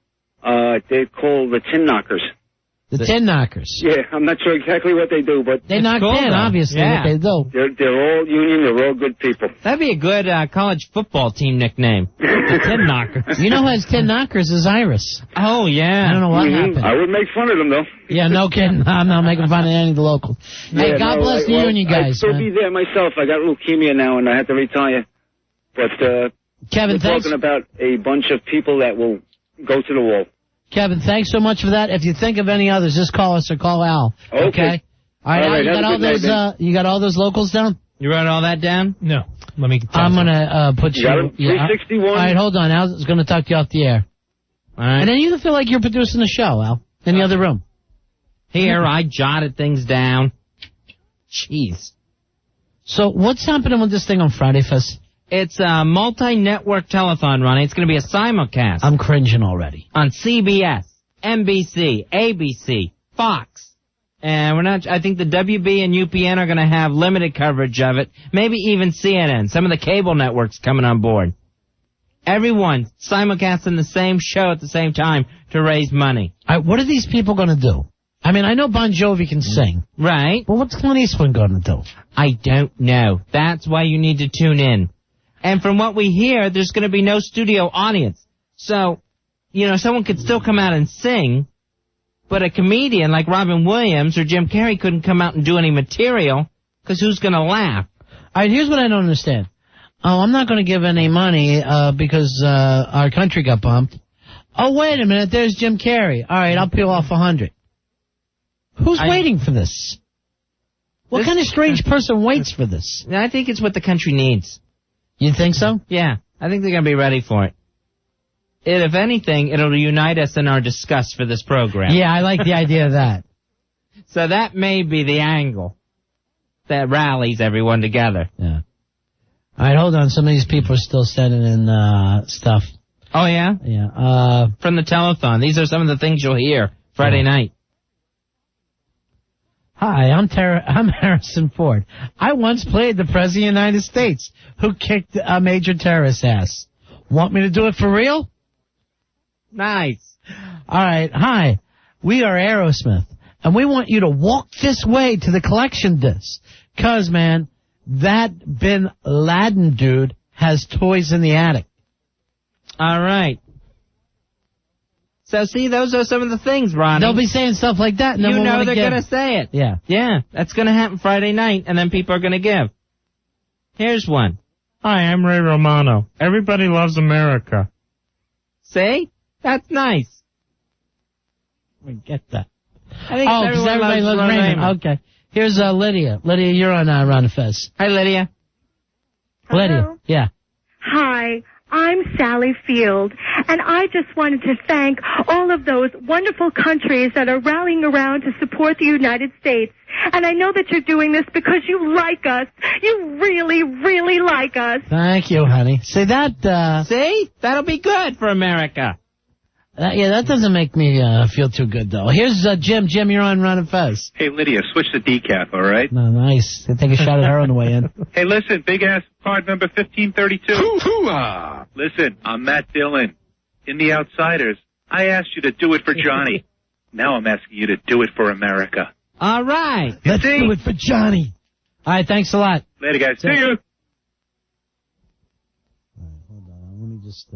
Everybody wants to do their things. Tuttle, why did you call us tonight? Why does that music keep playing every time you pick up that line? Well, I just thought I would call because we, Bubba Wilson off of our show did a tribute song for all the people in New York. Bubba Whoop-Ass Wilson? Yes. Bubba Whoop-Ass Wilson is from the Monsters of the Midday Show on the mighty 104.1 Real Radio in Orlando. Mm-hmm. So he wrote a song. Yes, he did. He wrote it, and he sung it, and he played the music on it, and I produced it for him. Oh, how's it going over down there? It's going real good. What are people doing? They're saying this song is turn this around. We're now for America. Well, no. Well, it just I don't know. I mean, that's what he does, and he thought that's how he could help. All right, so you want us to play it tonight? And now you're producing records. Yes. Phil Spector. Seriously, he's got the wall of sound. Wow, I'm proud of you, Tuttle. Yes, I produced it. This is my first song. Now, are people loving this song? Yes, a lot of people. All the radio stations down here in Orlando are playing it right now. All the Clear Channel stations, right? Yes. Oh, okay. Yeah, so that's the beauty of owning every station in the market. One song made the list of things you can play. Yeah, I heard about that list, too. Yeah. Were you worried you'd be on there? No. Yeah. All right, hold on. A list of songs and then one employee. That would be heartbreaking to find out you're on the list of things that can't be on the air during a crisis. All right, hold on. All right, Tuttle? All right. We got to take a break here. When we come back, we're going to play your big song. That you're. What's the name of this song? America Lives in Us. Wow. Now, he wrote this in 1950, or is it got a more modern sound? It's really, really good song. You guys will like it. Bubba did a great job on it. Does it swing? Does it swing? Yeah. Would you say it swings? No. It's not one of those talking things like that guy that says, you know, everyone in the world owes America, a Canadian's view of America. By the way, people, please. No, it's not. A lot of people have compared it. It sounds kind of like Billy Joel-ish, like Billy Joel. Oh, because he's from New York? I guess. Yeah. All right. Bubba did a great job on it. You guys will love it. All right. And you produced it. Well, yeah. Yes. But he did all the work, though. Who taught you production, Tuttle? Fez did. All right. All right, Tuttle, hold on. Maybe I could get my name on that. All right, when we come back, we're going to play your song. Okay. Right. And it's called Proud to be American? No, America Lives in Us. Oh, okay. Oh, is it America Lives in the U.S.? No, America Lives in Us. Okay, hold on. All right, 877-692-1027. Maury cringing. It's the Ron and Fez show. Ron and Fez, 1027 WNEW. Ron and Fez here. You need to lose weight. Get ready for fall with the one product that works in 45 minutes guaranteed. It's Stacker 2, the world's strongest fat burner. Stacker 2, Fezzy, because, hey, here comes fall. Right. And you let don't the pounds fall is what I say. Let the pounds fall. Because you start to get into that... pounds hit the floor. You start to retain weight. Mm-hmm. That's right, and the natural appetite suppressants in Stacker 2 help stop the cravings you're having. Plus, it's going to give you extra energy to get through your workout or your work day. Stacker 2, whether you want to lose 10 pounds or even 100 pounds, Stacker 2 works. Our listeners have proven that it works. Stacker 2, eat the foods that you like. You just won't eat as much. All right, you can give them a call at 1-800-LIGHTLINE. That's 1-800-LITELINE. Or check them out online. Stacker 2 at Stacker2.com. Stacker 2 is everywhere. Pick it up at GNC, Rite Aid, Eckerd Genovese, Vitamin Shop, ShopRite, and Stop and Shop. Get on the Stacker. Stacker 2, the world's strongest fat burner. Ron and Fez. You're scaring me. Stop it. 1027 WNEW.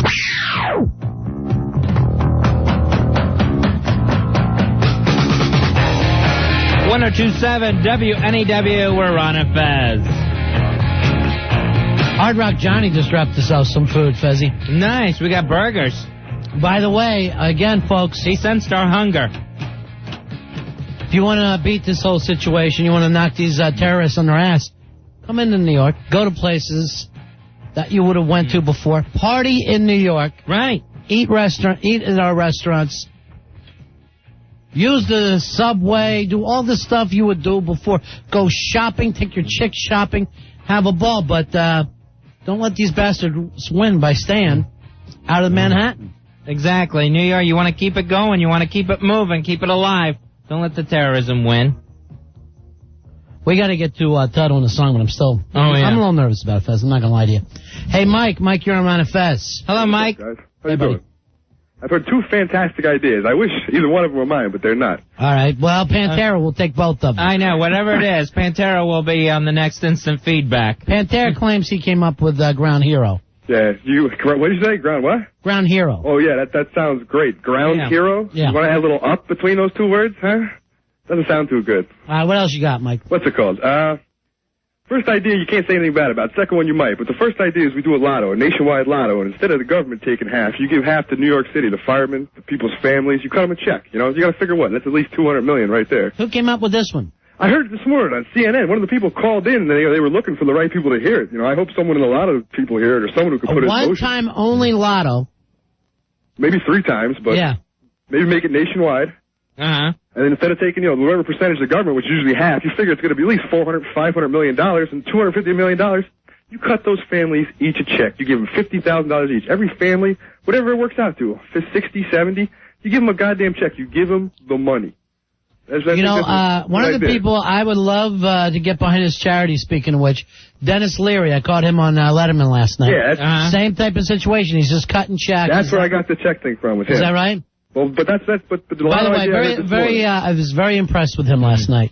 So many people, they weird you out, but I thought he was just great. All right, what else you got? All right, this idea, you might want to knock it. I'm not sure how you're going to feel about it, but I heard this also on TV last night with Brian Gumbel. Now, he's kind of a smug guy. He's a little, he doesn't have enough doubt in his voice when he talks. I'm not. I understand. He's kind of got that my uncle touched me look to him when he talks too. You got to worry about that guy. Okay, but he says make monuments, exact replicas. You put them in the same exact place. You just, when children ask what is that, the people in there? No, there's no people in there. Those are buildings. Those aren't buildings. Those are monuments. Those are put there to remind us of what happened. You put lights on them for the 4th of July, red, white, and blue. And they just, kind of like, take that, Osama, hadn't been laid in years, take it. All right, that one I'm having trouble following. He means life size? Yeah, replicas. Life size, you can do it without exactly no elevators, no stairs, he said, nothing, just monuments. You got to figure, what was the last monument we've called replicas? Nah, not black. replicas. They look exactly the same from the outside. You restore the skyline of New York City. And that is the monument, the and it never restored gets skyline. Touched. 100 years from now, when everything else changes around it, that is a monument. That is put there to remind us about what exactly happened. So we don't forget. It's what monuments are for, something that would mean something to us. And I think that's a fantastic idea. Just the concept of it makes me weepy. All right, Mike, I'm going to let that one, that could be something for the people who want the skyline back. Yeah. And for those other people who are acting like, oh, that's a target. Nah, it would be meaningful, I believe. Which is not going to be kind of like he said, it would be kind of like a take that. We could have them up. He said also we could have them up within like a year. Replicas could be built a lot quicker than the actual building. I think it would mean a lot to all of us. I don't know. Think about it. I don't like the guy it came from so much, but I got to tell you, the idea itself. All right. But who'd pay for it? Who would? At this point in time, you put this on the table. You offer this to the engineers. I mean, like World Trade Center, that's a private situation. It's paid for by them. Yeah. Well, I got to say, there's a lot of builders right now who are still bidding for the spot. If you take a percentage from each of them, if everyone's interested, I'm sure, maybe kind of a gratuity thing, but, it's a good point. Who would pay for it? All right, thanks a lot. But it would be a lot cheaper, whole lot cheaper than an entire building. But, but the government's not paying for that building. It would be, whoever builds it, Donald Trump or whatever. All right, thanks, Mike. It's an interesting idea, though. Hey, that's not mine. I wish it was. All right. Okay, Mike. Take it easy, boys. All right. Pantera is on line 11. He says he has an idea. What's that? To just rebuild replicas of the buildings, of the Twin Towers, and they would be an actual life-size replica monument. Pantera may be onto something, Fez. Yeah, and he also has an idea for a national lottery. Yeah. Here's this name, I hope it's right. Shardy? Shardy, is that it? Ronnie, don't call people names. Okay. I get so panicky. How you doing? Good. How are you? What can we do for you? No, I'm listening to his comment about developing, life-size monuments, and I can't imagine that would be just, comforting to the people that, live in the area. Anybody that's in the city to see something like that, it's a painful reminder. I mean, I think that something should be, monumentalized in that area, but replicas of the building. How about rebuilding the buildings as they are now? Yeah, rebuilding the Trade Center. I don't know. I mean, I think that something should be, built sort of, commemorating lives lost. But, those buildings were what they were. And I don't think that replacing them is You're saying build something bigger. No, not at all. I mean, I'm saying... I like that, Shardy. I'll tell you what the painful reminder to me is, Shardy. Looking up and not seeing those buildings. It's horrifying. I'm coming home from the city right now. I mean, it's when you walk out of the city and you look from the New Jersey side, it's painful. I mean, when you look down Fifth Avenue, it's painful. But I don't know that, building another bigger building is, truly an FU to... Yeah, it is. You're saying build it twice as big. I like that. I like where you're coming with build it twice as big, Fez. Yeah, Shardy, don't let Pantera steal your idea. All right, thanks, Shardy. Thanks. And we gotta get another nickname for you, by the way. Shardy? Ain't gonna work. I thought for sure it was gonna end up being Sharday. I thought, Hi, Shardy. I think Sardi's is on the line. They're furious. Man, this is a good burger we got from Hard Rock. Hey, John, you're on Ron and Fez. Ronnie and Fezzy. Hey, Buddy. John. Yeah, I want to tell you, Dennis Leary is a very good reason why he's very in touch with this situation. His first cousin was Jeremiah Lucy, who was one of 6 Worcester, Massachusetts firemen that was killed 2 years ago, or almost 2 years ago now, in that big warehouse fire they had up there. Oh, yeah.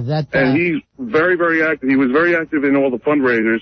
In fact, he had a celebrity hockey tournament to raise money for the families up there and for monuments and everything. So he has a very good reason to be in touch with, especially with the whole fireman killed and everything here. Fez, I don't know whether you saw that. Well, what I was doing last night was trying to catch Leno and Letterman both. He said that he cut those families a check, each one of them, $1 million. God bless them, and the people that put that together. Yeah, the parts I saw of him last night, very eloquent. Hey, Mike. Mike, you're on Ron and Fez. Hey, Mike. Yeah, what's up? What can we do for you? All right, man. They should build the Twin Towers. Rebuild them, make them functional buildings like they were, and every brick or block, whatever they do to build the foundation, each brick should have the name of one person that perished in that. I don't care if it was a firefighter, Port Authority cop, whoever was in that building. You know, Joe the janitor. Everybody in that building meant something to America and what that building was all about. And that building was more than America. That building was worldwide. There was world companies that were in that building. And that they should add an extra floor to the top as a little bit of in your face. You're not putting us down. Thank you very much, Mike. You got it. I like it. Good thought, Mike. 877-692-1027. Vinny, you're on Run and Fez. Yeah, how you doing, guys? Yeah. Card holder 914. Hoo-ah! Thank you. Building a monument would be a great idea, but, you know, that's 15 million square feet of office space that he wants to just give up. You know, the World Financial Center needs that space to continue what they're doing. Right. And, you know, a monument's a great idea, sure. Definitely do it. You know, take an acre of the 16 acres that they had, build a monument, but, you know, put the towers back up and put businesses back in it. What, you know, the idea of one thing, though, Fez, that would be the highest structure in the world, right, is not a bad idea. And it doesn't have to be for people. It'd be interesting. Yeah. Just, you know, to show that we're back, you know, and we can build back anything you try to destroy. Yeah, that's it. All right, see you later. See ya. Hey, Vinny. Thank you. Chris, you're on Ron and Fez. Yeah, hi. I was listening to the guy's explanation about having a name on each brick and everything. It was a great idea, but why does he use the janitor, which I am, as the lowest part of the scale, you know, to the big firemen and this and that? Absolutely, my friend. Yeah, right? I mean, you know, it's like they used to, you know... Every life is important. Right. That's what I'm saying, but I'm wondering why everybody uses that, you know, terminology or whatever they would call it. What's the word for that? Terminology. That scale. Yeah, that scale, that crazy scale. Yeah, I'm not as articulate as you guys, but I was just wondering why we're the lowest end of the scale, you know, the garbage man. Here's the thing, Chris. We're a couple of articulate guys here. Yeah. I thought we were autistic. Yeah, we are. Thanks a lot, my friend. Well, I'll put a pinwheel up for you guys and spin a couple of colors around and you'll feel really well. But that would be nice. All right, thanks, buddy. All right, have a nice time on the Ferris wheel. All right. Thank you. I don't know what that means. Retards like the Ferris wheel. So Jay Moore joke. Hey, George, you're on Ron and Fez. Hey, George. Hey, guys. Yeah, buddy. Go ahead. Ron? Yes, we're all here. Hey, my name is George from Bayonne, and I'm telling you, I see these World Trade Centers. I saw them every day on my way home. Ron, George. Sorry about that, guys. I see them every day on my way home, and they were a landmark. When I saw them, I knew I was home. Yeah. And now we should build them bigger, and we should build them better. And we should be the biggest in the world. Thank you very much, George. I agree with you. What, you agree with that, Ron? I agree with you 100%. I'd build them bigger and better, too. How about you? Fezzy, you in? I love it. I'll help. No, come on, Fezzy, you know, you got to put the word out there. And that idea about putting some names on the bricks for each person, that's a good idea. That's cute. George, what do you think of this? This was in the paper today. Companies and businesses that already have the Twin Towers in their logo. Sure. Should they take it out? I don't know. Out of respect for the dead, do you think that's something we should do? I would say so.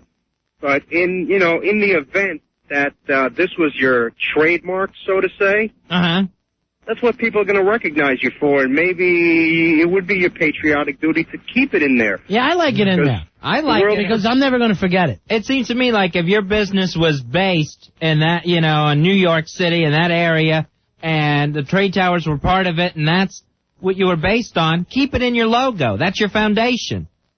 That's how you started. I'm telling you, I saw them every day on my way home. In fact, I'm about to go home right over where you got a perfect view of downtown Manhattan. Yeah. And looking down there, it's just like it's naked. Yeah, I know. I can't stand to look at it. It breaks my heart every single time. I know you guys are from Florida, so, living up here all my life, seeing them built and not seeing them there. And I got a 6-year-old kid who asked me, Daddy, why they do that? And I can't answer her. Yeah. You know, and it's sad. Fellas, I appreciate it. Thank you. See ya. Fezzy, Dan from Hoboken wrote this in. I did not see it, but he says that Governor Pataki says that the children of all the victims will go to college on the state's dollar. Oh, nice. That's Way amazing. to go, Governor. That's huge. That's gigantic. That is huge. Nice work, Governor Pataki, putting that together. The other. So you just don't know what's going on that people are helping with. Right. People are doing amazing stuff. Hey, Tuttle. Is he still on? Yeah. Tuttle. Yeah. Oh, we're not boring you with our show, are we? No, actually, I'm enjoying it very much. Are you learning a little bit? Maybe you take it back there to the Monsters? Yes, I am. All right, so the big hit in Florida that was written for New York is called what? It's America Lives in Us, done by Bubba Whoop-Ass Wilson. All right, and it's a big hit? Everybody's requesting it? A lot of people love it. A lot. And some don't like it? I mean, most people like it. I mean, we haven't had any complaints. Oh, okay. All right, then it's a big hit, though. Yeah, that's 100%. How about this? We go in the spots and we come out of it playing the song, Fuzzy. All right, that's fair. All right, you want to hold on for it, Tuttle? Yeah. All right, don't make noises. You sound like a maniac. I'm sorry. Yes. This is grunting for no reason. Fat!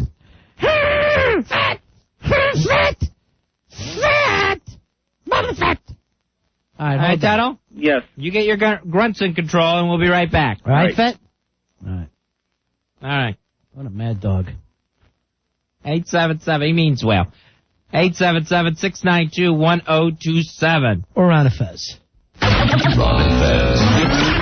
1027 WNEW. Ron and Fez here. Ever had a pink Prozac? Better yet, a black and tan martini? That's just some of the taste treats you'll experience what they're serving at Mix Lounge and Food Bar. It's a new place to go on the Jersey Shore, located on Brighton Avenue, West End Long Branch, where you can experience a relaxed but cool atmosphere. Check out the owners, Sam and Michael. They're going to make you the drink of your dreams, from the classic martini to their original fruit-infused martinis. Once you get there, you're not going to want to leave, Fez, the Mix Lounge and Food Bar. They're open for lunch Thursday through Sunday and open for dinner every single day. Enjoy fantastic light fare, including the appetizers, salads, pizzas, and sandwiches.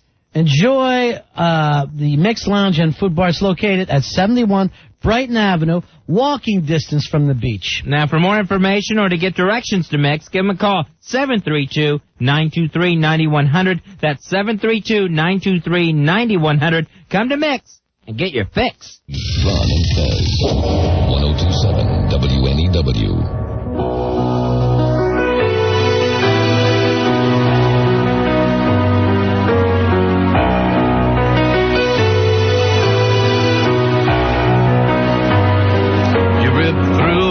City skylines, but you missed America. You brought down our nation's airlines, but you missed America. You can go insane and kill and maim and set our flag aflame. We will never fall. We don't live in America. So you can't hurt us at all. It's America that lives in us. It's a spirit, it's a feeling that you can never touch. 'Cause we don't live in America. No, we don't live there because America lives in us.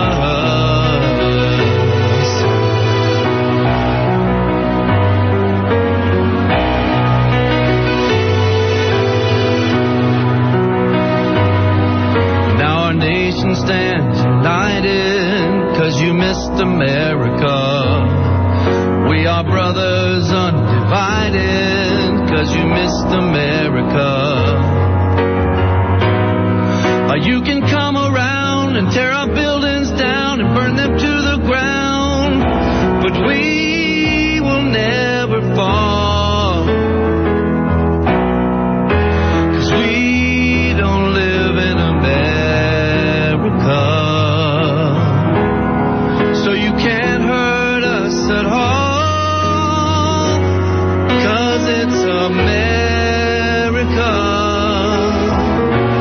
lives in us. It's a spirit, it's a feeling that you can never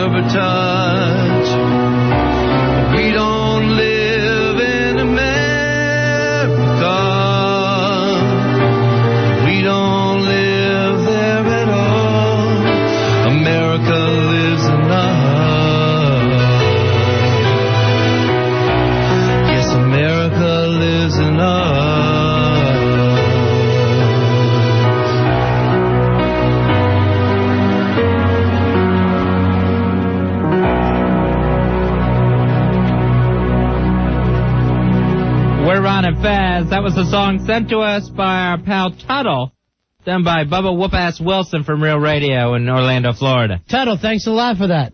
Oh, I hope you guys liked it. Yeah. Okay, buddy. We'll see you around. All right, see you. Thanks, Tuttle. Okay. Was it called Miss America? No, America Lives in Us. Yeah. That's what it is. Thank you. Here's Eric. Eric, you're on Ron and Fez. Hi, Eric. Yeah, I think on that property where the World Trade Center was, they should have a park. Put a nice green, pleasant park there with trees and bushes and a jogging path. And in the middle of it, there should be like a high hill, and on the top it should be a replica of the World Trade Center. And in between it, they could turn it into like a gallows or a guillotine. And every time we catch one of them, we could hang them there. What do you think? Well, we can't hang somebody on a guillotine. That's just plain silly. You cut their head off on a guillotine, but you can hang them on a gallows. Oh, okay, because the guillotine would cut the rope and... Okay. All right. Peace, love, and understanding, Ronald. He's so mad. All right. We're going to have to face some facts, though. No one is going to rebuild with guillotines and gallows. Hey, we got to give our O&A that tribute song from the guys in Florida. Oh, right, yeah. They're running a lot of nice tribute songs on their show. Oh, nice. All right, we can put that on their list. Yeah. Hey, Sean. Sean, you're on Ron and Fez. Yeah, I finally found my wedding song. Thank you to whoever that was. Bubba Whoop-Ass Wilson. Yeah. Yeah. You know, I was going to say that I actually heard Cardinal Egan coin the phrase Ground of Heroes last week. No, that was Pantera. Oh, really? Pantera did it. It was Cardinal Egan ripping off Pantera? I guess Cardinal Egan stole it from Pantera because I couldn't imagine Pantera would steal. So Cardinal Egan said it when? Saturday or Sunday? Yeah. Yeah, I think and we got Saturday. it from Pantera yesterday. Right. Sorry, I'm going to... Cardinal Egan must have a time machine. Right. Well, if he wants to sue Cardinal Egan, I'd be more than willing to file the complaint for him. By the way, Pantera, according from Dan from Hoboken, is working on a new song called America Lives in Us. Really? I wonder Thanks, Tony. Where does he get his inspiration? I don't know. That I don't know. Gotta find out. 877-692-1027. Here's Bruce. Bruce, you're on Ron and Fez. Go ahead, Bruce. Hey, how you doing there, Ron and Fez? You guys are great. Thanks, buddy. Fez, you cracked me up. I just wanted to say something about my ass. TV shows that I always get to see on A&E and Discovery and the Learning Channel and those, TV shows. I was watching something when they were talking about Singapore, and Sears Towers, and they were interviewing the architects that made those and worked on those. And they was talking about that we now have the technology to build 200-story buildings. And they were an architectural firm out of New York City. Yeah. But they were saying we don't have the real estate right now to build 200-story towers because with all the conditions that are needed to build 200-floor buildings, you know where we can build it? It has to meet all the codes and everything. But now we got the place to build it, and they have the technology to do it. And it was a New York-based firm that was on that Discovery show talking about doing it. Bruce, you'd love to see him build that, the world's tallest building right here in Manhattan, right? Wait a minute, what'd you say? Would you be afraid if they did that, or would you think it would be a good idea? I think it'd be a great idea to build it. All right, thank you very much. I got to agree with that, Fuzzy. I wouldn't even mind using Central Park to build another, we got plenty of room there. Yeah. That we're not even using. Sure. Drain the reservoir, something. I'll tell you what, can you imagine a 200-story building? Yeah. Would you have to wear, oxygen masks when you go up to the top? Would you be too high? Yeah, it would be great. Seriously. Wouldn't that be cool? I don't know why anybody doesn't love a tall building. I just love them. I could just stand and look at them. That'd be something. And I know a lot of people are going, I get this all the time in the instant feedback. Why don't you just put a target on the tunnel? Right. Bush is going to kill every one of these terrorists. He promised us he's going to smoke them out of their holes. Like rabbits. And he's going to... We smoke rabbits out of holes? I think or a fox or something. Some varmint. Let's say varmints. I never hunted. Really? Yeah. Yeah, let's say varmints. Smoke them out of their holes. Yeah. Hey, Anthony. Anthony, you're on Ron and Fez. Hey, Anthony. Hey, how's it going, Ron and Fez? First of all, I want to say it's both a privilege and an honor to be on air with you. Thank you. I greatly appreciate the opportunity. Well, America lives in us. We don't live in America, although we do. That's why I didn't want to say that to Tuttle. That's the ironic part. Boy, I hate music, I think. I had 2 questions for you fellas, and I greatly appreciate an answer to them or some insight.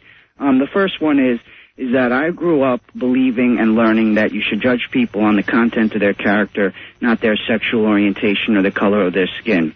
And because of my involvement in this, I must say that I am prejudiced towards people of Islamic descent, and it's an unconscious thing. I take notice. Have you always been prejudiced? Never. No, I never notice what anybody is.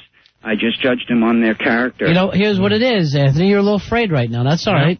It's okay. Yeah, you're going to deal with it and just, don't be... I mean, I don't hate them, and I don't go out of my way to do anything bad. I'm just taking notice of them, and it's upsetting to me. Right. Well, I mean, the fact that you got a handle on it, you're on your way. Okay, big man? Okay, my second question is this is complete devastation. I mean, we've seen body parts, and we've seen horrible things down there. And what I don't understand is that we are saying we're going to rid the world of evil, and they view us as a great Satan. We have a different belief structure. We are both very proud of our cultures and our heritages.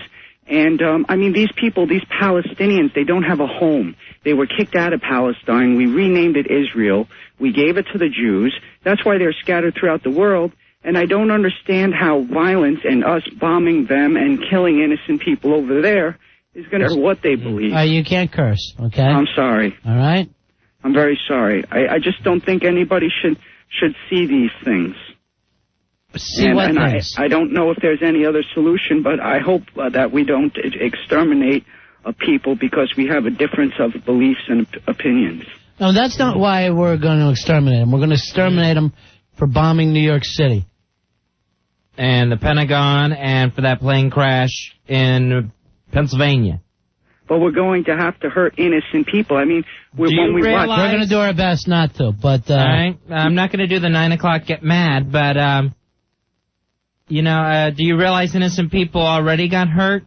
I do, and I don't see how an eye for an eye makes any sense. But we're going to do an eye for an eye. We're going to get rid of them. Yeah, and if we don't do something, more innocent people are going to get hurt here.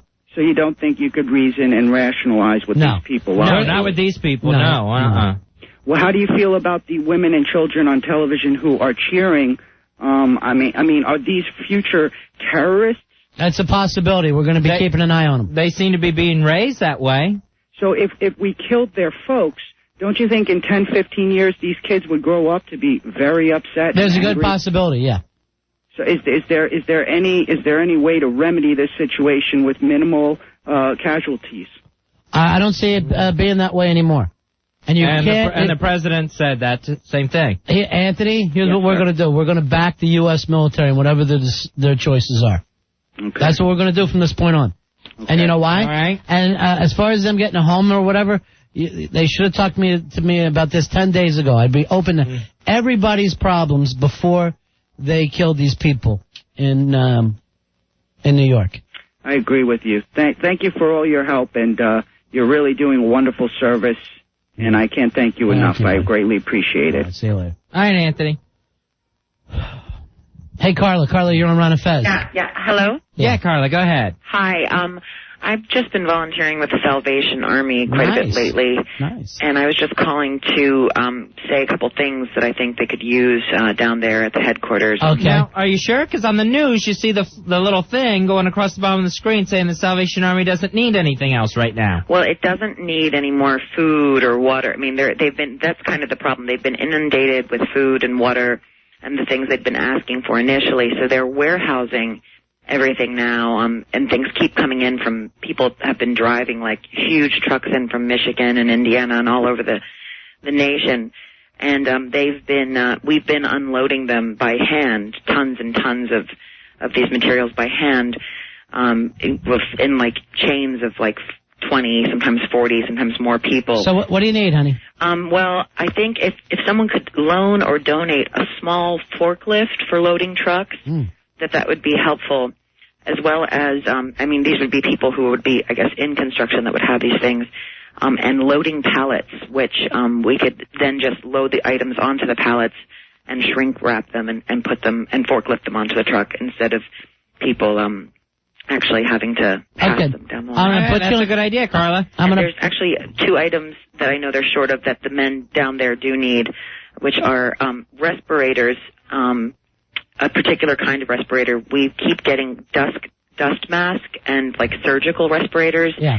If the companies that have been sending them could send the sort of face mask kind, because the dust and debris down there is so thick that those are the only ones that work, and boots, because they keep going through those at a very rapid rate. All right. Okay. All right. All right. Thanks very much. Okay. Bye. Bye. Hold on, all right? I fell apart there at the end. Al, I want you to handle that stuff off the air. If people need stuff, just tell you and we'll pitch it out there. And you got the number for the Salvation Army, right? Yes, I do. All right, so if anybody can help out there, 877-692-1027. Just ask for our friend Al Dukes. And Melissa says she just can't seem to get enough of those America songs. America lives in us.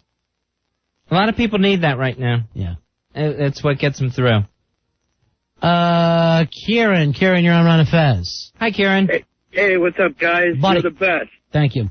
I think we should turn Afghanistan into glass.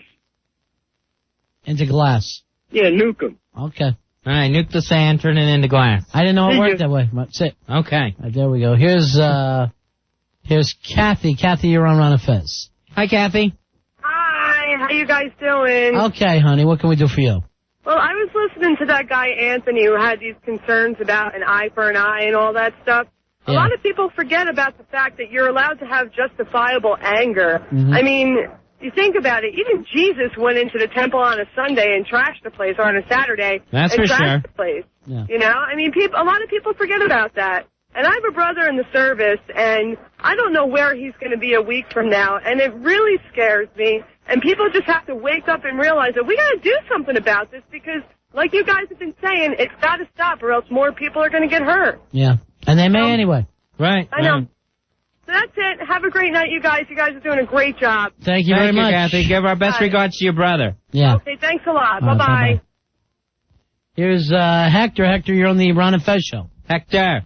Hey, hi guys, how you doing tonight? Hey. All right, Hector, go ahead, buddy. Yeah, I'm just calling tonight. I had to call mostly because I was watching on TV, and also, again, I'm going to do like listening to Anthony and listening to where the U.S. should avoid hurting innocents, and I wonder why people like this fail to understand that this was an act of war that was perpetrated on us, and has there ever been a war where innocent lives have not been lost? Hector, I agree with you. The innocent lives I'm worried about, the people that I'm worried about, is the American military from this point on. Absolutely. I can only worry about so much. Absolutely. And I would have loved to discuss all these things with these people a week ago before they attacked our city. And the idea that, like Anthony said, the kids growing up and they're teaching them to be terrorists. Do you think if we try to negotiate with this type of people, they're not just going to keep killing our innocent people while we try to negotiate? No matter what they do, there's no negotiating with them. Absolutely. They bomb New York. We're going to follow the president through this. Absolutely. And if I could, guys, I'd like to say I'm kind of old to get into the service because I'm like 49 years old. Yeah. But I was in the Vietnam War, and if I could, again, re-enlist to fight alongside these young guys who are going in now, I'd gladly do it. Thank you very much, Hector. All right, Hector. Okay, you guys have a good night. See you later, buddy. Take care, Heck. Fez, I'm not going to be one of these guys who's saying, here's what we should do, here's what we should do. But when the military does it, I'm just going to back them 1,000,000%. And you got to just take it on faith that the military's doing the best thing they know to do. Now, you know how when you talk to people around the country, whether it's your family or whatever, we were talking about earlier that you can't connect to them anymore. Right. It's just so bizarre. And, like our friend Tuttle, they tried to send us that song. I know it's hard, and it's just so sweet. Mm-hmm. But, it's not he the thing. wanted us to feel better. Right. It's not the thing that's going to pick us up. Here's the thing that people keep saying to me now, and it didn't bother me at first, but they're going, well, did you know anybody? Did you have any friends that were in that thing? And now I'm starting to say, yeah, I had about 5,000. Right, yeah. I had about 5,000 neighbors in that building. I miss every one of them. Sure. You know, this has been in us for a week. I keep getting this. How are things in New York today? Yeah, we're all over it. And I tell them, you know, sad. Yeah. It's probably the saddest place to be right now. Yeah. If that answers your question. Right. Now who do I need to send a check to? If you're calling from home, someone obviously needs money. How about this? So let's get rid of the chit-chat. How about this way, Fuzzy, that your family always wants to help? Tell one of them to make their rent. Just 1 month. Wouldn't that be nice? They make their rent. Not to have to cover a mortgage. Hey, Bill, you're on Ron and Fez? Hey, Bill. Hey guys, I'm a little worried. Yeah. You know, last night, Billy was really angry. I'm just wondering if he went out and enlisted today. We'll have to check in with Billy tonight. Well, every night take him. I want to check in with Billy, okay? He's real quiet over there tonight. Yeah, we haven't talked to him, and I know he's always up to something. All right, we'll check in with Billy. You got him tied up in a closet somewhere, or what? Yeah, we're going to check with him. All right, thanks. Here's on line 3. Is that the Assman? Oh, nice. Assman who went in for his surgery. Did you call him or he called us? He must have called us back. Al, here's a situation where, again, the listeners beat you to it. The Assman calls before you can reach him. No, we had called him. And he's in a first. hospital bed. I've been asking you for days to get a hold of him. Here he is, fresh from his staple surgery. It's the Assman. I'm an Assman. Hey, George. How you feeling, pal? I'm a sore puppy. Yeah. Oh, man. You made it through, Assman. I made it through. I'm on the other side. The hard part's over. Yep. Well, other than now that he can't eat. Now I'm officially part of the Staple Brothers. Yeah, the Staple Singers. Yep. All right, now, here's the thing. Now it's just losing weight. Now it's all easy. Yeah. Every day you're going to be a little bit lighter. Yep. What was your final weight before you went in? The final tally? It was 5'11". 5'11". You at least held there. You at least knew where you would top out because you've been that as long as we've known you. Right. So you're okay, huh, buddy? Yep. How bad was the pain? Oh, man. They changed the dressing on the cut. Oh, my God. I got a good look at the where they sewed me up. Yeah. Holy Christ. I'm cringing. Oh, they actually had to staple me shut. I mean, You're stapled on the inside and the outside. Yep. That way he's never going to open up. It's never going to open up again. Oh, God. But, got through it. They actually had to stick a tube down my throat to keep me breathing. Oh, really? You got a tracheotomy? No, I don't think that's the official name for it, or what it is. You call it a hole in your throat. No, not a hole on the outside of the throat, but they stuck a tube down my throat. Through the mouth. Oh, through the mouth. Okay. Okay.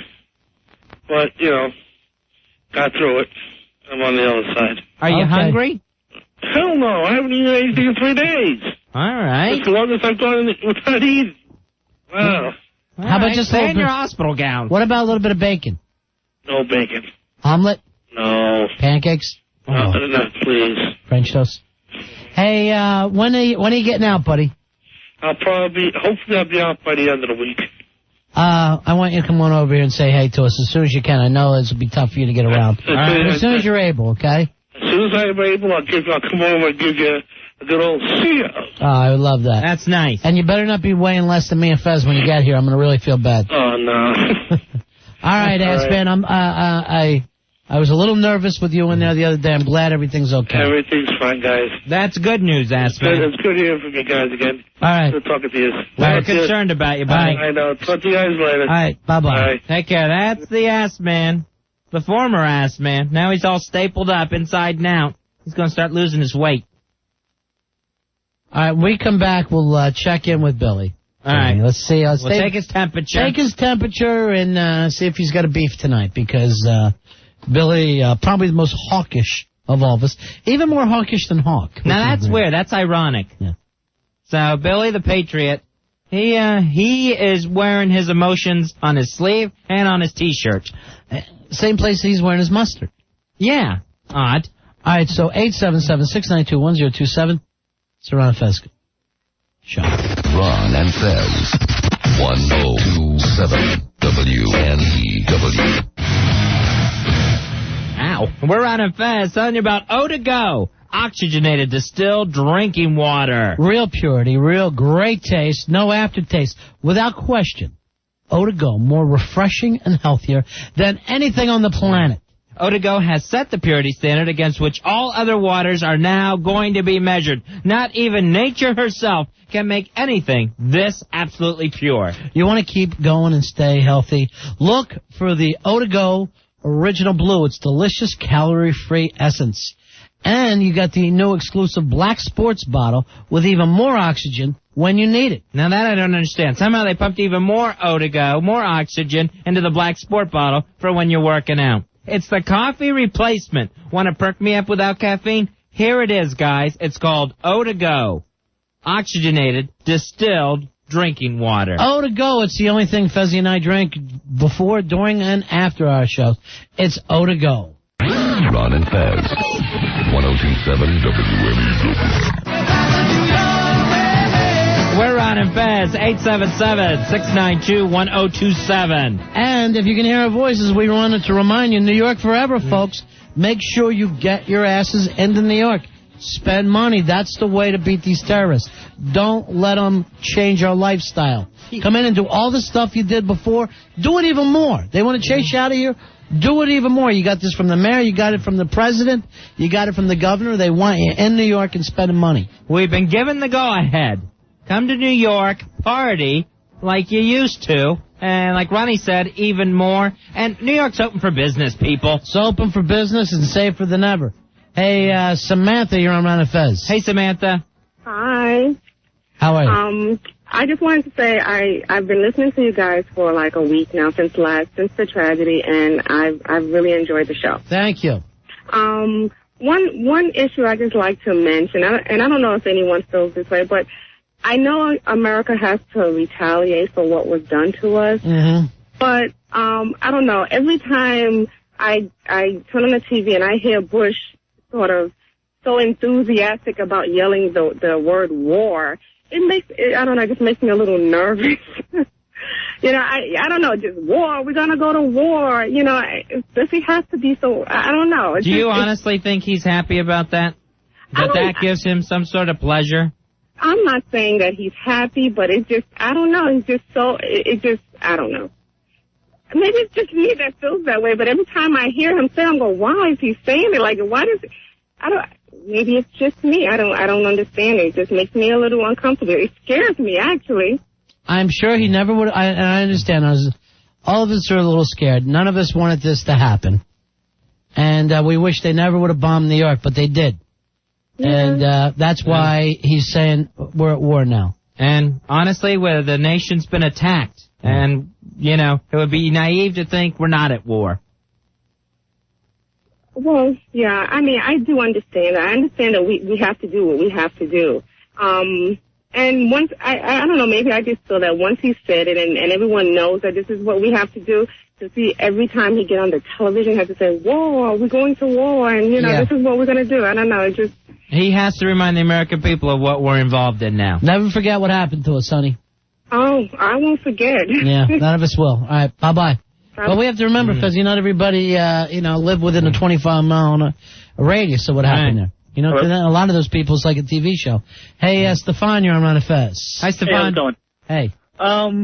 The woman who was just on, who said, who keeps saying we're going to go to war. Yeah.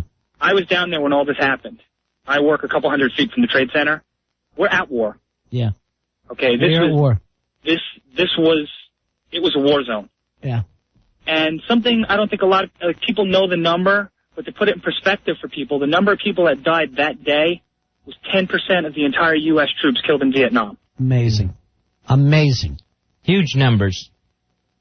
You know, you think about it that way. I mean, 5,000 is a lot, but when you put it in perspective, and that was all civilians. Yeah, it's beyond comprehension here all this time after. Fezzy will be old men, and we will never comprehend the pain and fear and just terror that went through that day. You're never going to get over the loss. Thank you very much, my friend. No problem. Thank you, Stefan.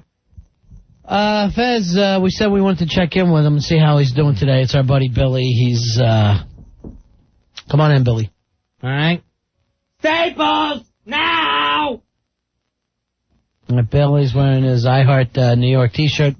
No Billy, hat? I love that. No hat today, Billy? No, I took a shower today. Yeah. Oh, okay. So showers is a no hat day? Nah, I just didn't wear the hat today because my hair was... perfect. Yeah, it looked good today. Literally was perfect today. It was a good hair day.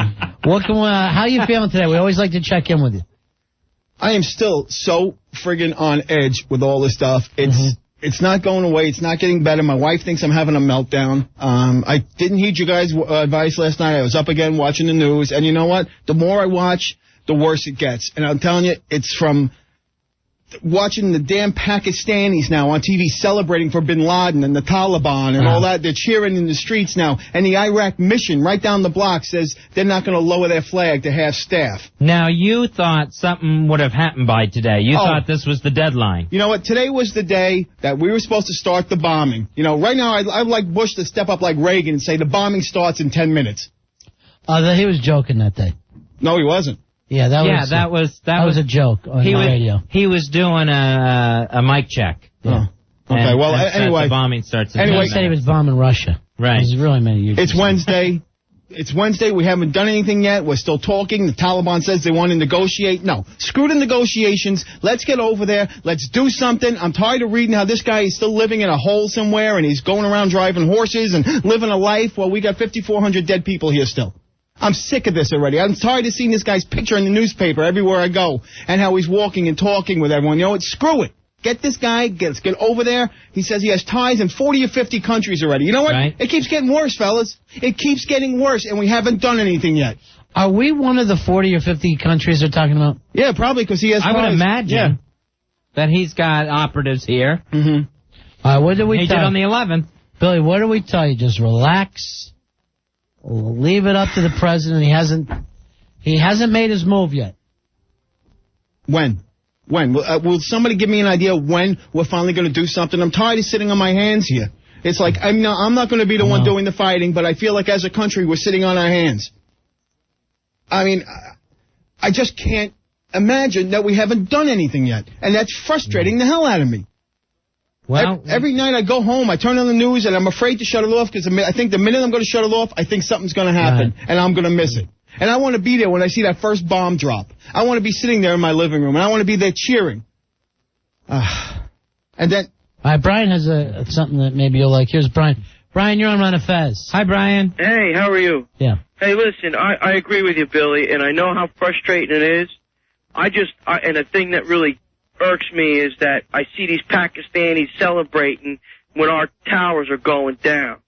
Well, when we start bombing, I want to know where I got to go to join my fellow Americans to start celebrating the bombing. Because I just don't want to sit in my living room and watch it.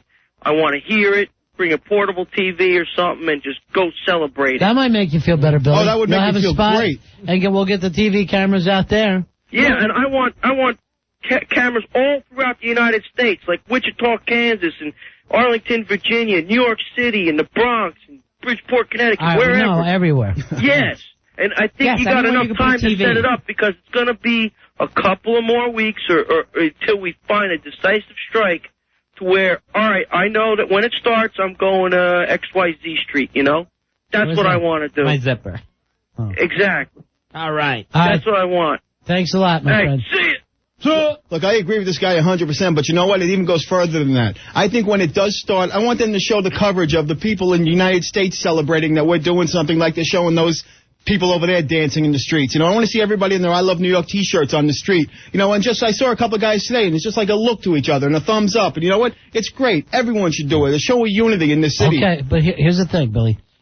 And we told you this the whole time. We want you to calm down, all right? I know you're upset. I'm trying, Ron. It's not easy. Once I get I know. That's why we waited till later in the show today before we talk to you. And we give you a little pressure release. Alex, you're on Ron and Fez. Hey, Ron and Fez. It's good to talk to you guys. The first time I ever called the radio. All right, thank you, my friend. What can we do for you?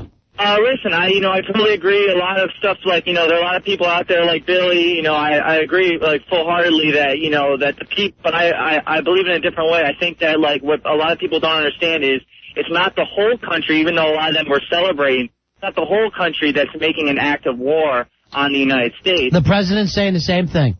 Yeah, I mean, it's hard, it's hard enough, if we kill, if we, wipe out a whole country, we would be no better than the terrorists who did the thing in the tower. And believe me, I am grieving because I had a cousin who died in the tower or was missing in the tower, as they say, and I totally believe it, but the whole problem is, it's like, you want to get the guilty people. You don't want to take out the other people, and especially where religion is a big part of it, they tend to blame, instead of blaming the people that are involved, I guess the people of Islam, Yeah, we all understand. The president's taking care of all this stuff. Don't worry, Alex, okay? Yeah, I'm just trying to, I agree with Billy's side, and I also agree that, there's a secondary side to it that we need to, think. But, you got that too, right, Billy? You understand that? Yeah, but I don't understand the fact, Alex, how guilty were those people in the World Trade Centers and the police and the firemen? You're worried about killing innocent people who aren't guilty of anything. How guilty were they? I said, it was innocent lives that died, and if we decide to kill more innocent people, then we'll be even. All right, thank you. I don't think that. Thank you, Alex. But don't worry. Right. Thanks, Alex.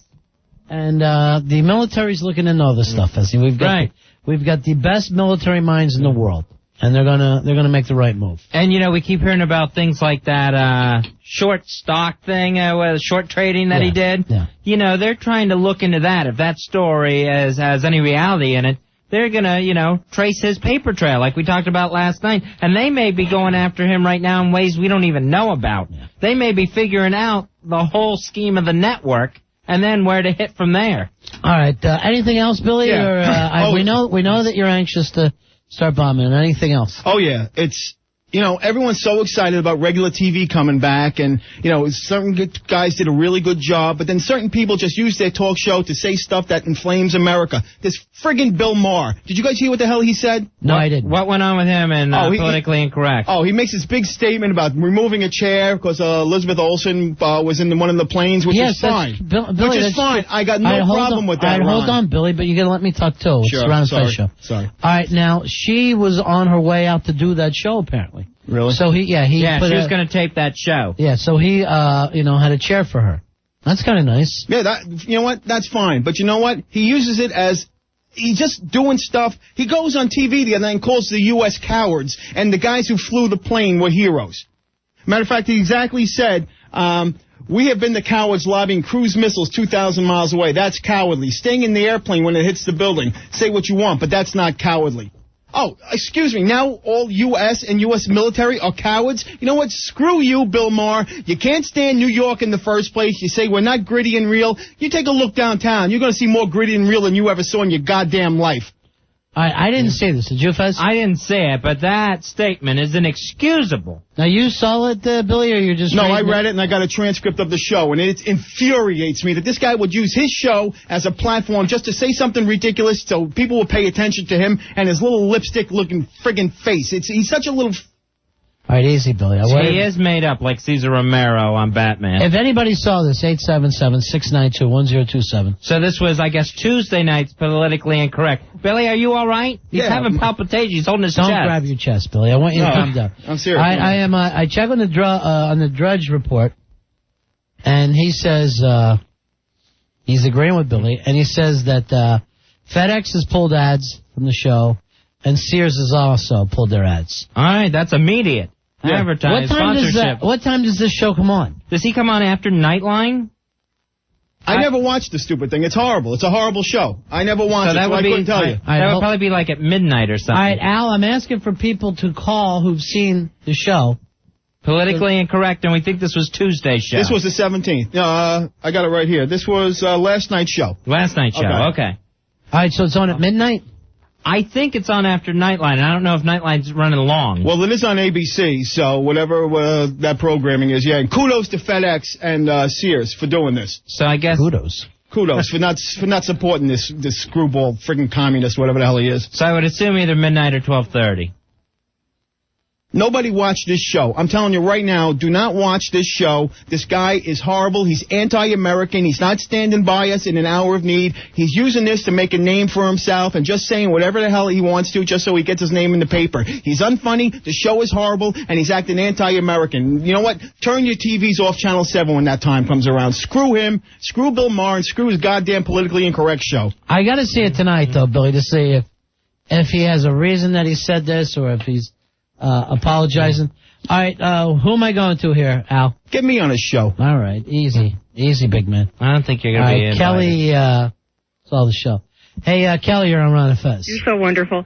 Yeah, I saw the show. Yeah. It was really bad. It was really awful. So it was. And he said these things? He did. Exactly the way Billy said it? Exactly. I mean, it's the same. Exactly. He wasn't being facetious or saying it sarcastically? No, he was pretty serious. He was saying they were heroes, and it was just, it was awful. How is that a hero?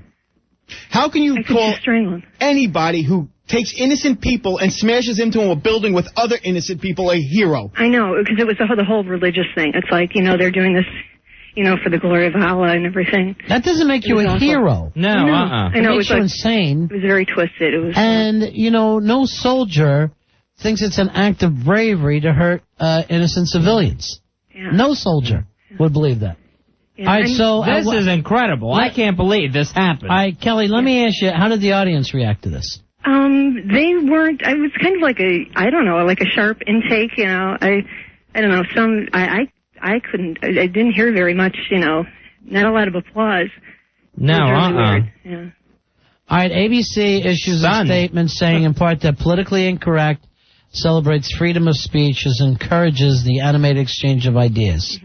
Well, some of the stuff that he was saying was okay. I mean, he could tell he was really ticked off, but, he just had, I don't know, I just think a really warped, idea of what these guys were doing. And all right, thanks a lot, Kelly. No, sure, take care, guys. Bye-bye. Thank you. It pisses me off that a guy like this will say something, I probably, whether he believes it or not, he said it just to get interest in a TV show. That is the lowest thing I could think of. You know what? I'm just going to get people to watch my show by calling American heroes cowards. All right, here's Terry. Hi, Terry. You're on Manifest. How's it going? Yeah, he said it a little different in context. What he said is American pilots were cowards because they were bombing from 14 miles up. How is that cowardly? How is that cowardly? To fly into enemy territory. Yeah, like they should fly low and get killed. But he said if you want to talk about bravery, the guys that flew into the building, if they're anything, they're brave. That's what he said. They're not brave. They're insane. That's literally insane. All right, thanks. You're disagreeing? Well, no, he's got the gist, but I have the actual transcript right here of his exact words, and if you want, I'll read it again. But also, we have been the cowards lobbying cruise missiles from 2,000 miles away. That's cowardly. Staying in the airplane when it hits the building, say what you want about it, it's not cowardly. That's disgusting. It's despicable, Fezzy. It's despicable. I wish the guy had the balls to call this show. Here is Dan from Hoboken. Hey, Dan. Hey, what's up, guys? Hey, buddy. Yeah, I watched the show. I mean, in context, it wasn't as bad as Billy's making it out. So you didn't find yourself all freaked out? I was like, why is he saying this? Yeah. But in the context of the conversation, I mean, he was talking to Dinesh D'Souza, who actually brought it up, I think. Now, who's Dinesh D'Souza? He's an author. I don't think of, he's Indian, I believe, but I don't think he's like an Indian advocate or something. I think he's just an author who he has on the show a lot. I honestly don't know exactly what he's got to do with anything, but he mentioned it sort of in context. It wasn't like he's like pissing on America. I mean, trust me, I have friends who are pilots in the Navy, and, I would never say they're cowards because they choose to shoot from long range. Well, this is such an outrageous statement. I'm just wondering, I wish I had seen the show. I would say in context with the way he was saying and everything he said around it, and the way, his animation, I said, well, that's a really dumb thing to say, Bill, but I didn't think that he was being, as anti-American as you're putting him out. I mean, if he meant it in the context, I mean, I know he didn't say it this way, but if he meant in the context of, in their minds, we're the cowards. That's exactly what I would say he meant. I mean, don't get me wrong, I hate his guts. I'm not going to sit here and defend him. Well, but, I think he does have a dumb show. And all right, so this show comes on at midnight? It's sometime. I was just flipping around, and I was just sitting there wondering why there was an empty chair, but... You know what, Dan? Let me just correct you on one thing. He wasn't saying the pilots. He's saying we. You said the U.S. military was like a cowardly act. And the guy, Dinesh, did not really set him up. Dinesh goes, these are warriors. We have to realize that the principles of our way of life are in conflict with people in the world. And so I'm all for understanding the sociological causes of this, but we should not blame the victim. Americans shouldn't blame themselves because other people want to bomb them. And then Bill Maher comes back with his asinine statement. So this guy was not set up for anything. He was determined to say this, and he's supposed to make a name for himself. With his context, he wasn't saying, you're wrong, I'm saying they are cowards. He was saying, I sort of agree with what you said about them being warriors.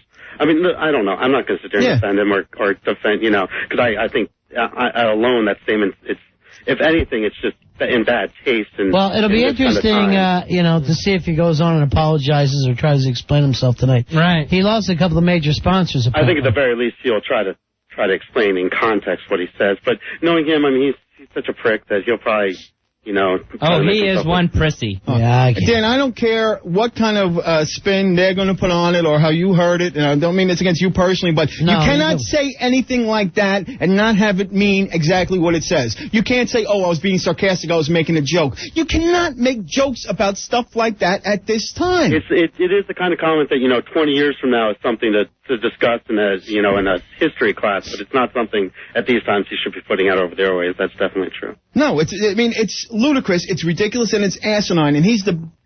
Oh, I wish we had the big ass of the day still. You give it to him? That would get even? That would show him? I don't know. Yeah, all right. Billy, thank you, Dan. Thanks, Dan from Hoboken. Billy, I feel so bad for you, especially during this crisis, because, Billy, you were always the goofy, happy-go-lucky guy. I mean, not on the air, but I mean in the hallways, you were always silly. Billy. You're a big, silly fun, Billy. silly guy that we adore, and to see you and the transformation, they have taken all the joy out of your life. Fezzy, I feel like a wreck. I mean, I honest to God, my wife is worried sick about me. I got worried. You started grabbing your chest in here. Oh, are you serious? You're grabbing your chest? I was just... He couldn't breathe. He was just beating very fast. Well, don't do that to I was getting hyperventilated. Don't do that. He couldn't catch his breath. He got too upset. You write any funny songs yet? No. You need to write some funny air sex songs. I think you're right. That might be a channel for you. I think you're right. And I got a show this weekend, so... All right, where are you performing this weekend? I'm up in Stitches in Nanuet. Okay. So, you got a phone number up there? Or? Yeah, we got it right here. It's right here somewhere. What are you doing stand-up? Yeah, I'm headlining the Stitches up in Nanuet. Headlining? Hey. Nice. Who's the middle act? Don't really know. No MC? You don't know, huh? No, I really Your don't know. half jokes will travel. Yep. I love it. So, we got it here somewhere. I'll get it to you before the end of the show. All right, we'll get that by the end of the show. Hold on. Here's somebody we haven't talked to. Have we talked to her since Tuesday? Oh, I don't think so. Our sweet Melissa, but we just love her. It's the sweetest little thing. Hey, Melissa, how you doing? Hi, I'm not really calling for myself. I'm calling for Lieutenant Rooster from the board. Oh yeah, from RonFez.net. Yeah, he got a note from his commander, someone from his last unit died. He doesn't know he was killed. But he doesn't know much of those details or anything. But he really wanted to give a shout-out just to say his name and have everyone hear it. His name was Lieutenant Baptiste, and he wants to give, some strength and unity to the rest of the Fighting 69th. And he wished he could do it, but he couldn't. He didn't have it in him to call. From the the famous Fighting 69th out of Manhattan, Fuzzy. All right. Like that Jimmy Cagney movie. Oh, okay. Give us his name again, honey. Lieutenant Baptiste. Lieutenant Baptiste. It's like Baptist with an E. Okay. Right. Thank you so much for calling us with that. I love you guys. How you doing, sweet Melissa? I'm okay. We're all hanging in. It's sad, isn't it? Yeah. Anyway, I work at NYU, and kids are okay, and we're getting through it, and we're gonna be strong. And I think everyone should come in and get some dinner and eat and party and support New York. That's right. Keep it living. Yes. New York forever, honey. Yep. I love you. All right, you come and see us some night, okay? Okay. Take care. Bye-bye. Thank you, sweet Melissa. Lieutenant Baptiste, that's sad story, Fuzzy. These guys, even in the training part, these guys can get killed while they're trying to put together these things. Right. So our condolences to Lieutenant Baptiste's family. All right, hold on. Let's talk to a couple of these people about this Bill Maher situation. Hey, John, you're on Ron and Fez? Hi, John. Hey, Ron. Hi, Fez. How you doing? Hey. Good. Love your show. Thanks. Do a good job. I just want to point out something. I just happened to turn the show on just as this guy Bill was making comments, and his opening comments were that Bill Maher had called the terrorists heroes and Americans cowards, and then when you read the transcript, the word hero didn't even appear in it. So he's misquoting Bill Maher, and he's doing what he's accusing him of. Yeah, let's hear the exact quote there, Billy. And I apologize for the paraphrase, but I'm a little worked up. Well, you shouldn't... Well, you end up getting people worked up. Right. Well, you're being inaccurate. I have read the quote twice since then, and I'll read it one more time for you. Bill Maher, but also we have been the cowards lobbying cruise missiles from 2,000 miles away. That's cowardly. Staying in the airplane when it hits the building, say what you want about it, it's not cowardly. Yeah, it's cowardly if you're hitting innocent people. Yeah. If you've got children on a plane and you're rushing them to their death because of some insane myth that you were taught and brainwashed, that's cowardly.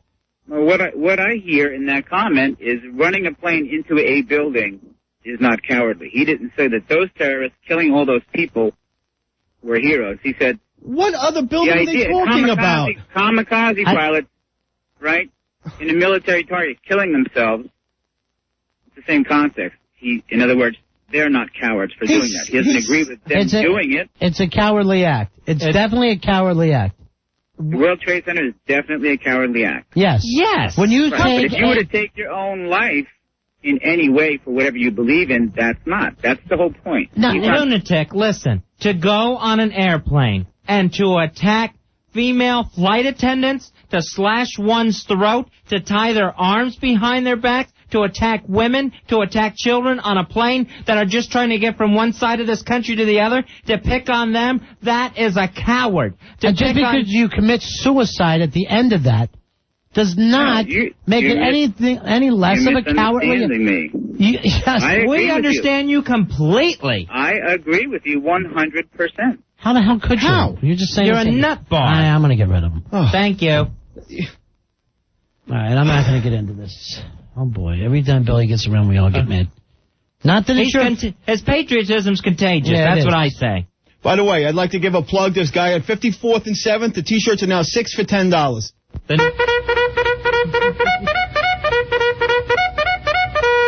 right, Charge. The next time that Fez yells, Staples now.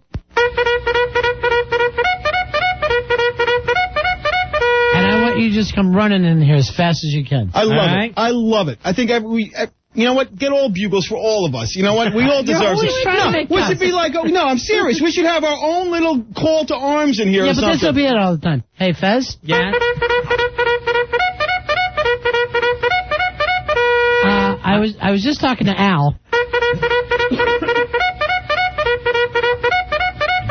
Ronnie, I can't hear you for all the bugles. Ronnie? Yeah, it's coming. Damn. See why we can't all have bugles. Okay. I see your point. I know the bugles are 6 for $10 now. 6 for $10. I think that's one though. Did they make them through a wash? What? Do they wash or are they coming apart? I've washed this 4 times already. Nice. It's hanging up. It's hanging up there. All right, Billy. I understand you were upset, and I think Ronnie's got the right idea for you is maybe try to channel something into what you do, and that's, writing the funny songs for Airstick. Yeah, I got to do something fun again, because I haven't done anything fun since this happened. It's like... Or any song that you feel is appropriate. All right, guys. Now he's rubbing his temples and his face is bright red. I don't need you having an aneurysm, Billy. All right, Heckler just writes in, Fuzzy. Is this the Bob Grant show? I want to hear more about pizza sandwiches and foosball tables. We will talk about that again. If you want a foosball table update from tonight, the professional foosball table leveler was in here today and didn't level the table correctly. Someone worked on the table, not to Anthony from O&A's satisfaction, and so the controversy continues. Oh, boy. Billy's gone back to the phones. Actually, the war is more understandable. 877-692-1027. It's Ron and Fez. Ron and Fez.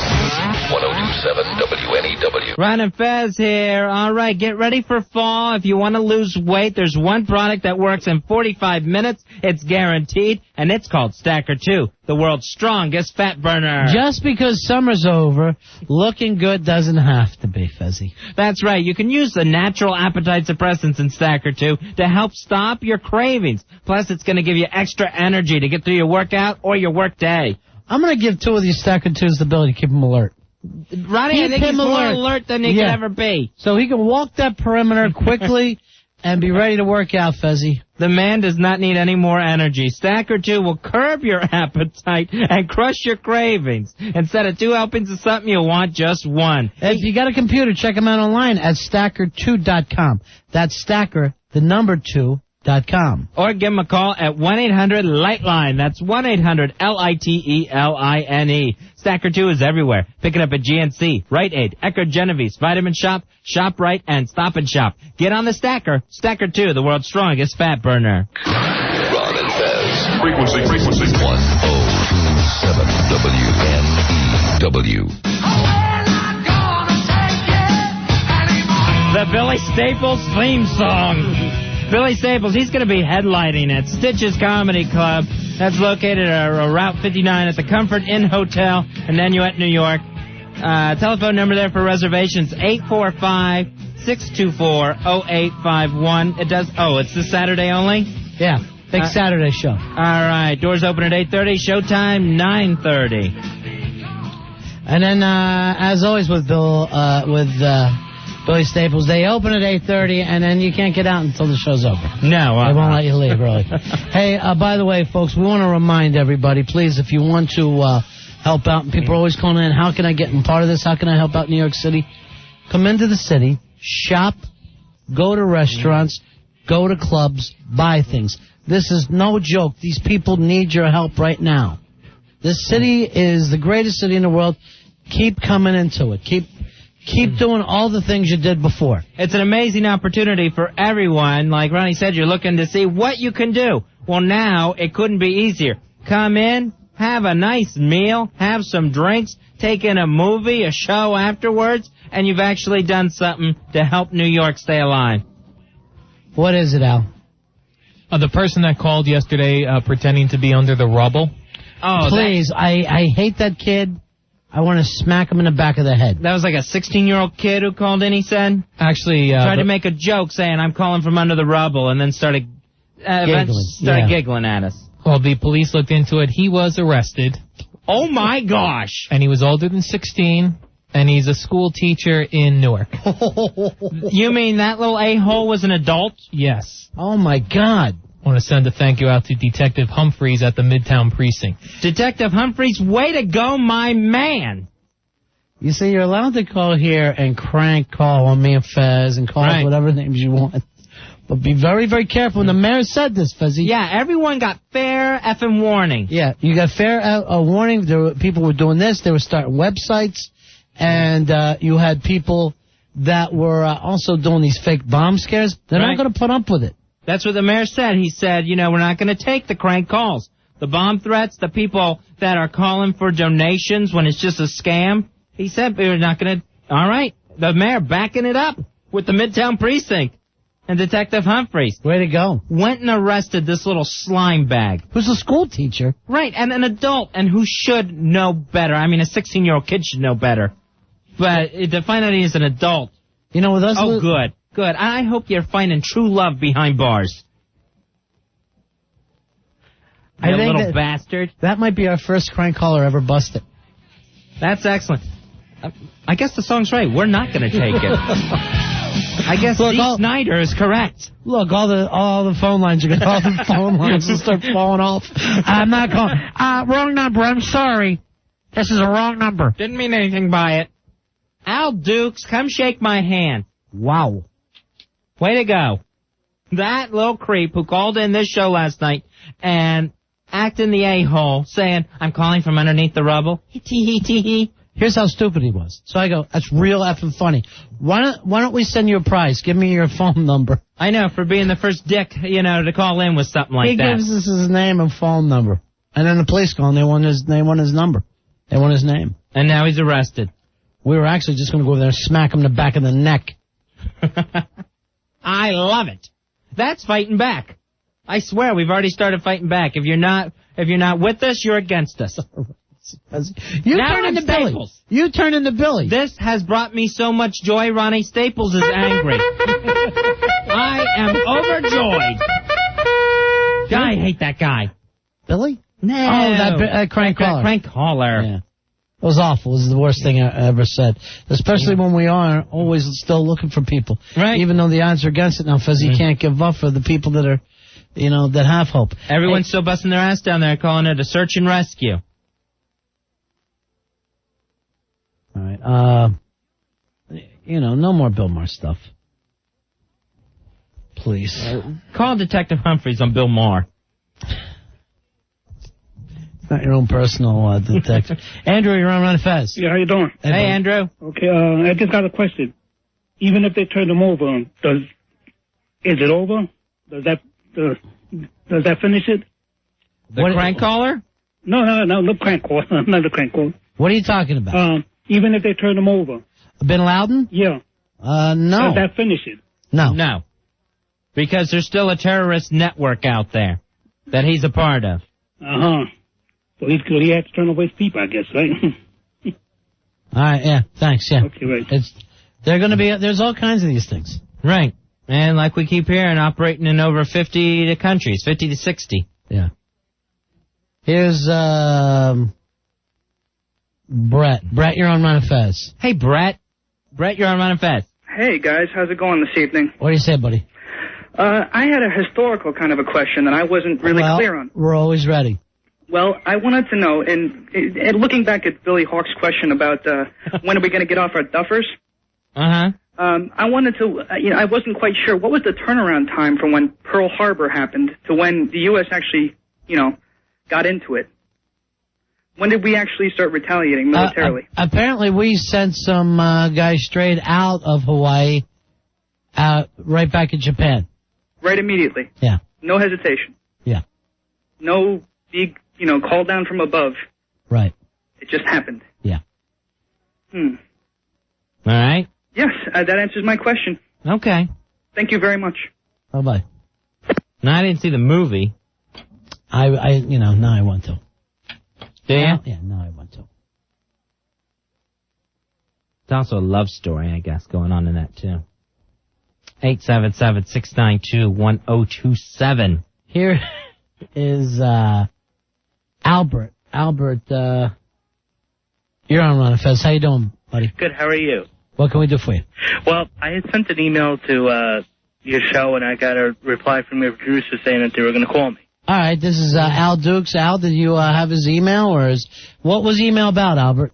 He sent me an email, a song. We got two Alberts on the... It was about the tragedy. Yeah. Oh, okay. What can we do for you? It was just like that. I used the lyrics to a song called Wind Beneath My Wings. Yeah. And I believe that it should be dedicated to all the rescue workers that lost their lives. Yeah. On the tragedy, and also to those that fought the plane and that crashed in Pennsylvania. Right. Yeah, no doubt. And I kind of think that, it's been thought, but I don't think that it's got enough attention that they actually saved millions of other lives. Well, what's his name? The senator of Arizona last night, Fez. John McCain. John McCain. I can't believe I couldn't remember. Said maybe those guys saved my life. Yeah. True. And didn't Senator Arlen Specter want to give them the Medal of Freedom or something like that? Yeah, he does. But he takes a while. Yeah. Yeah, which is good because, even though they didn't, save their own lives, they, saved millions of others. All right. Thank you so much, Albert. You're welcome. All right. Take care. Here's Susan. Susan, you're on Ron and Fez. Hi, Susan. Hi, how are you? Hi, baby.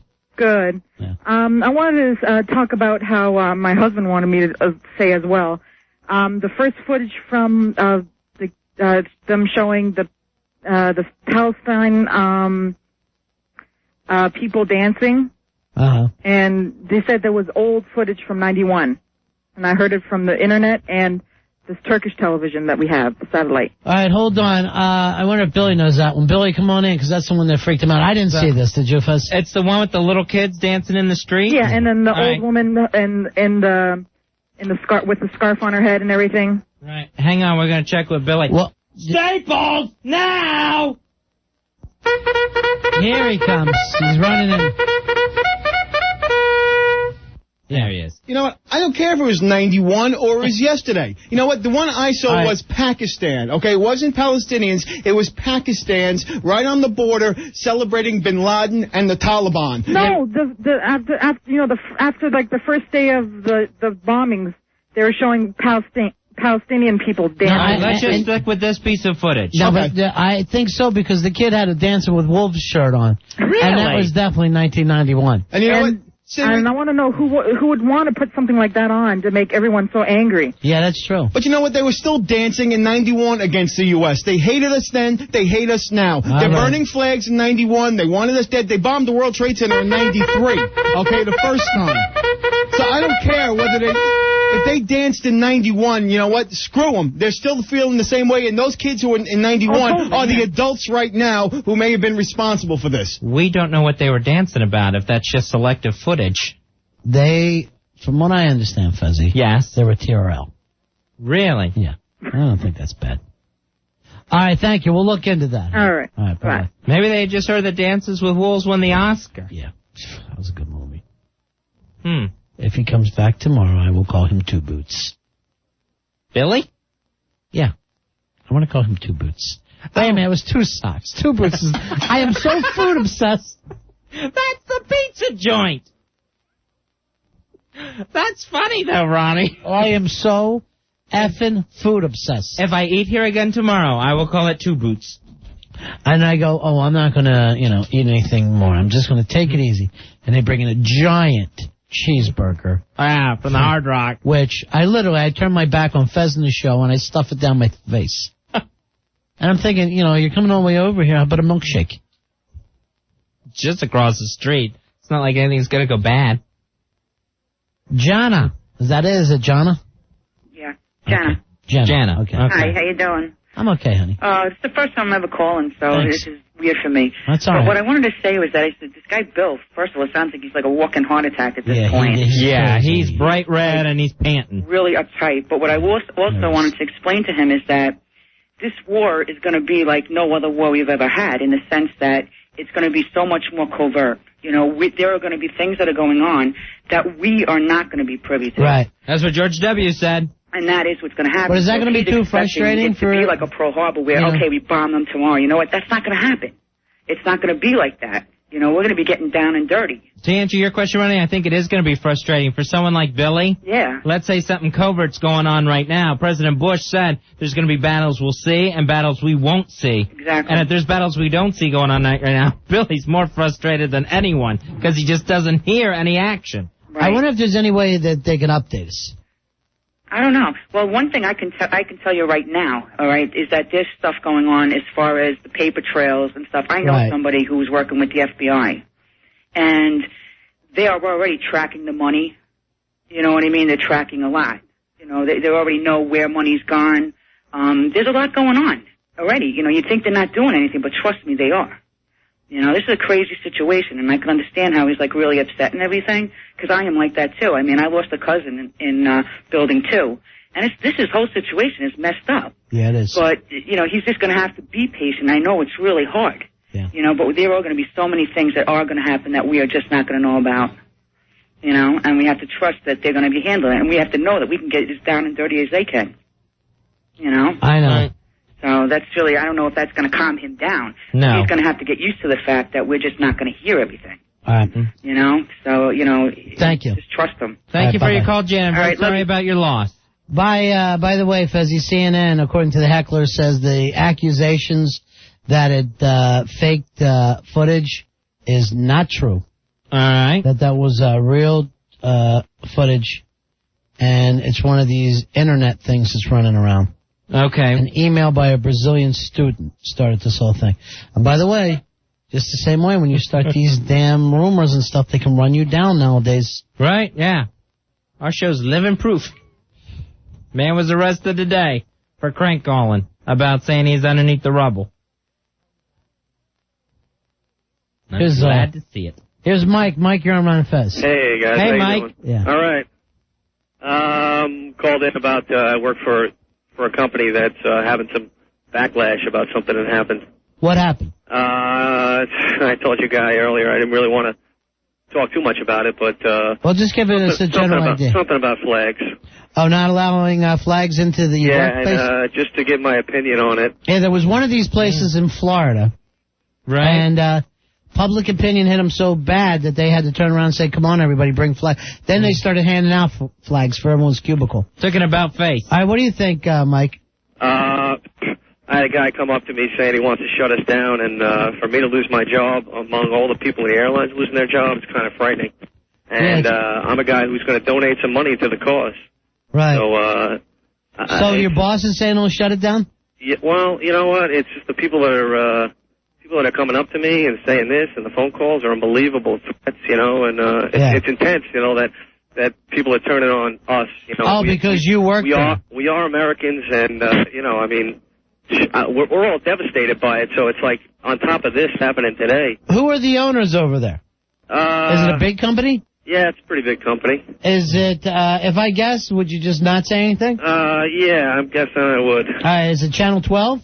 Maybe. All right. So since you didn't say anything, you better go to them and say, you know, I'm hearing this from everybody, and I don't know what the whole story is, but it's really. It's just a silly thing where it doesn't. I mean, we have flags in the office here. It's blown out of proportion. Billy has put up a gigantic one, and we just let him do it because we know it matters to him. His whole kind of cubicle area is all flags. Kind of been taken out of context. Sure. And it's not like you know, we're not patriotic. So I just wanted to let you guys know about it. And, yeah, don't blame all the guys that work there. Right. It's kind of strange. We're threatening to maybe lose my job and everything like that. Right. So, all right, guys, I appreciate you letting me on. Best of luck. See ya. Bye. All right. So, that situation, for whatever reason, companies I guess because they're in a news organization, I guess. Oh, and wanting to be objective.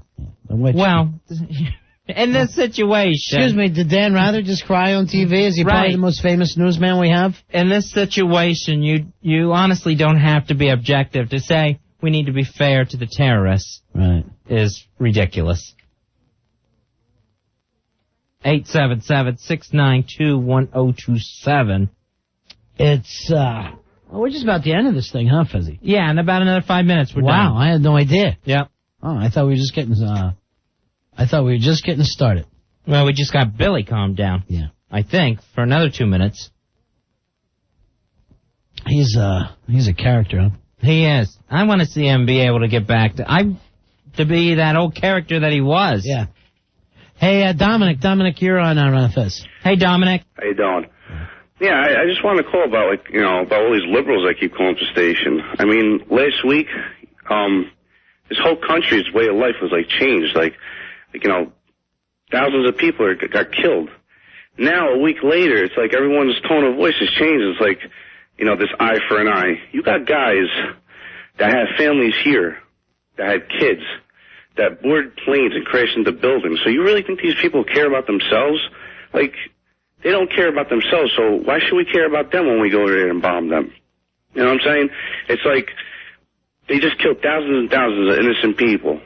Yeah. And now all of a sudden, everyone's tone of voice is changing only a week later. Last week, everybody just wanted, if we dropped a nuclear bomb the next day, everyone would have been fine with that. I think we could have. You know what I mean? And now it's a week later, only a week. Yeah. Could you imagine if it was a month?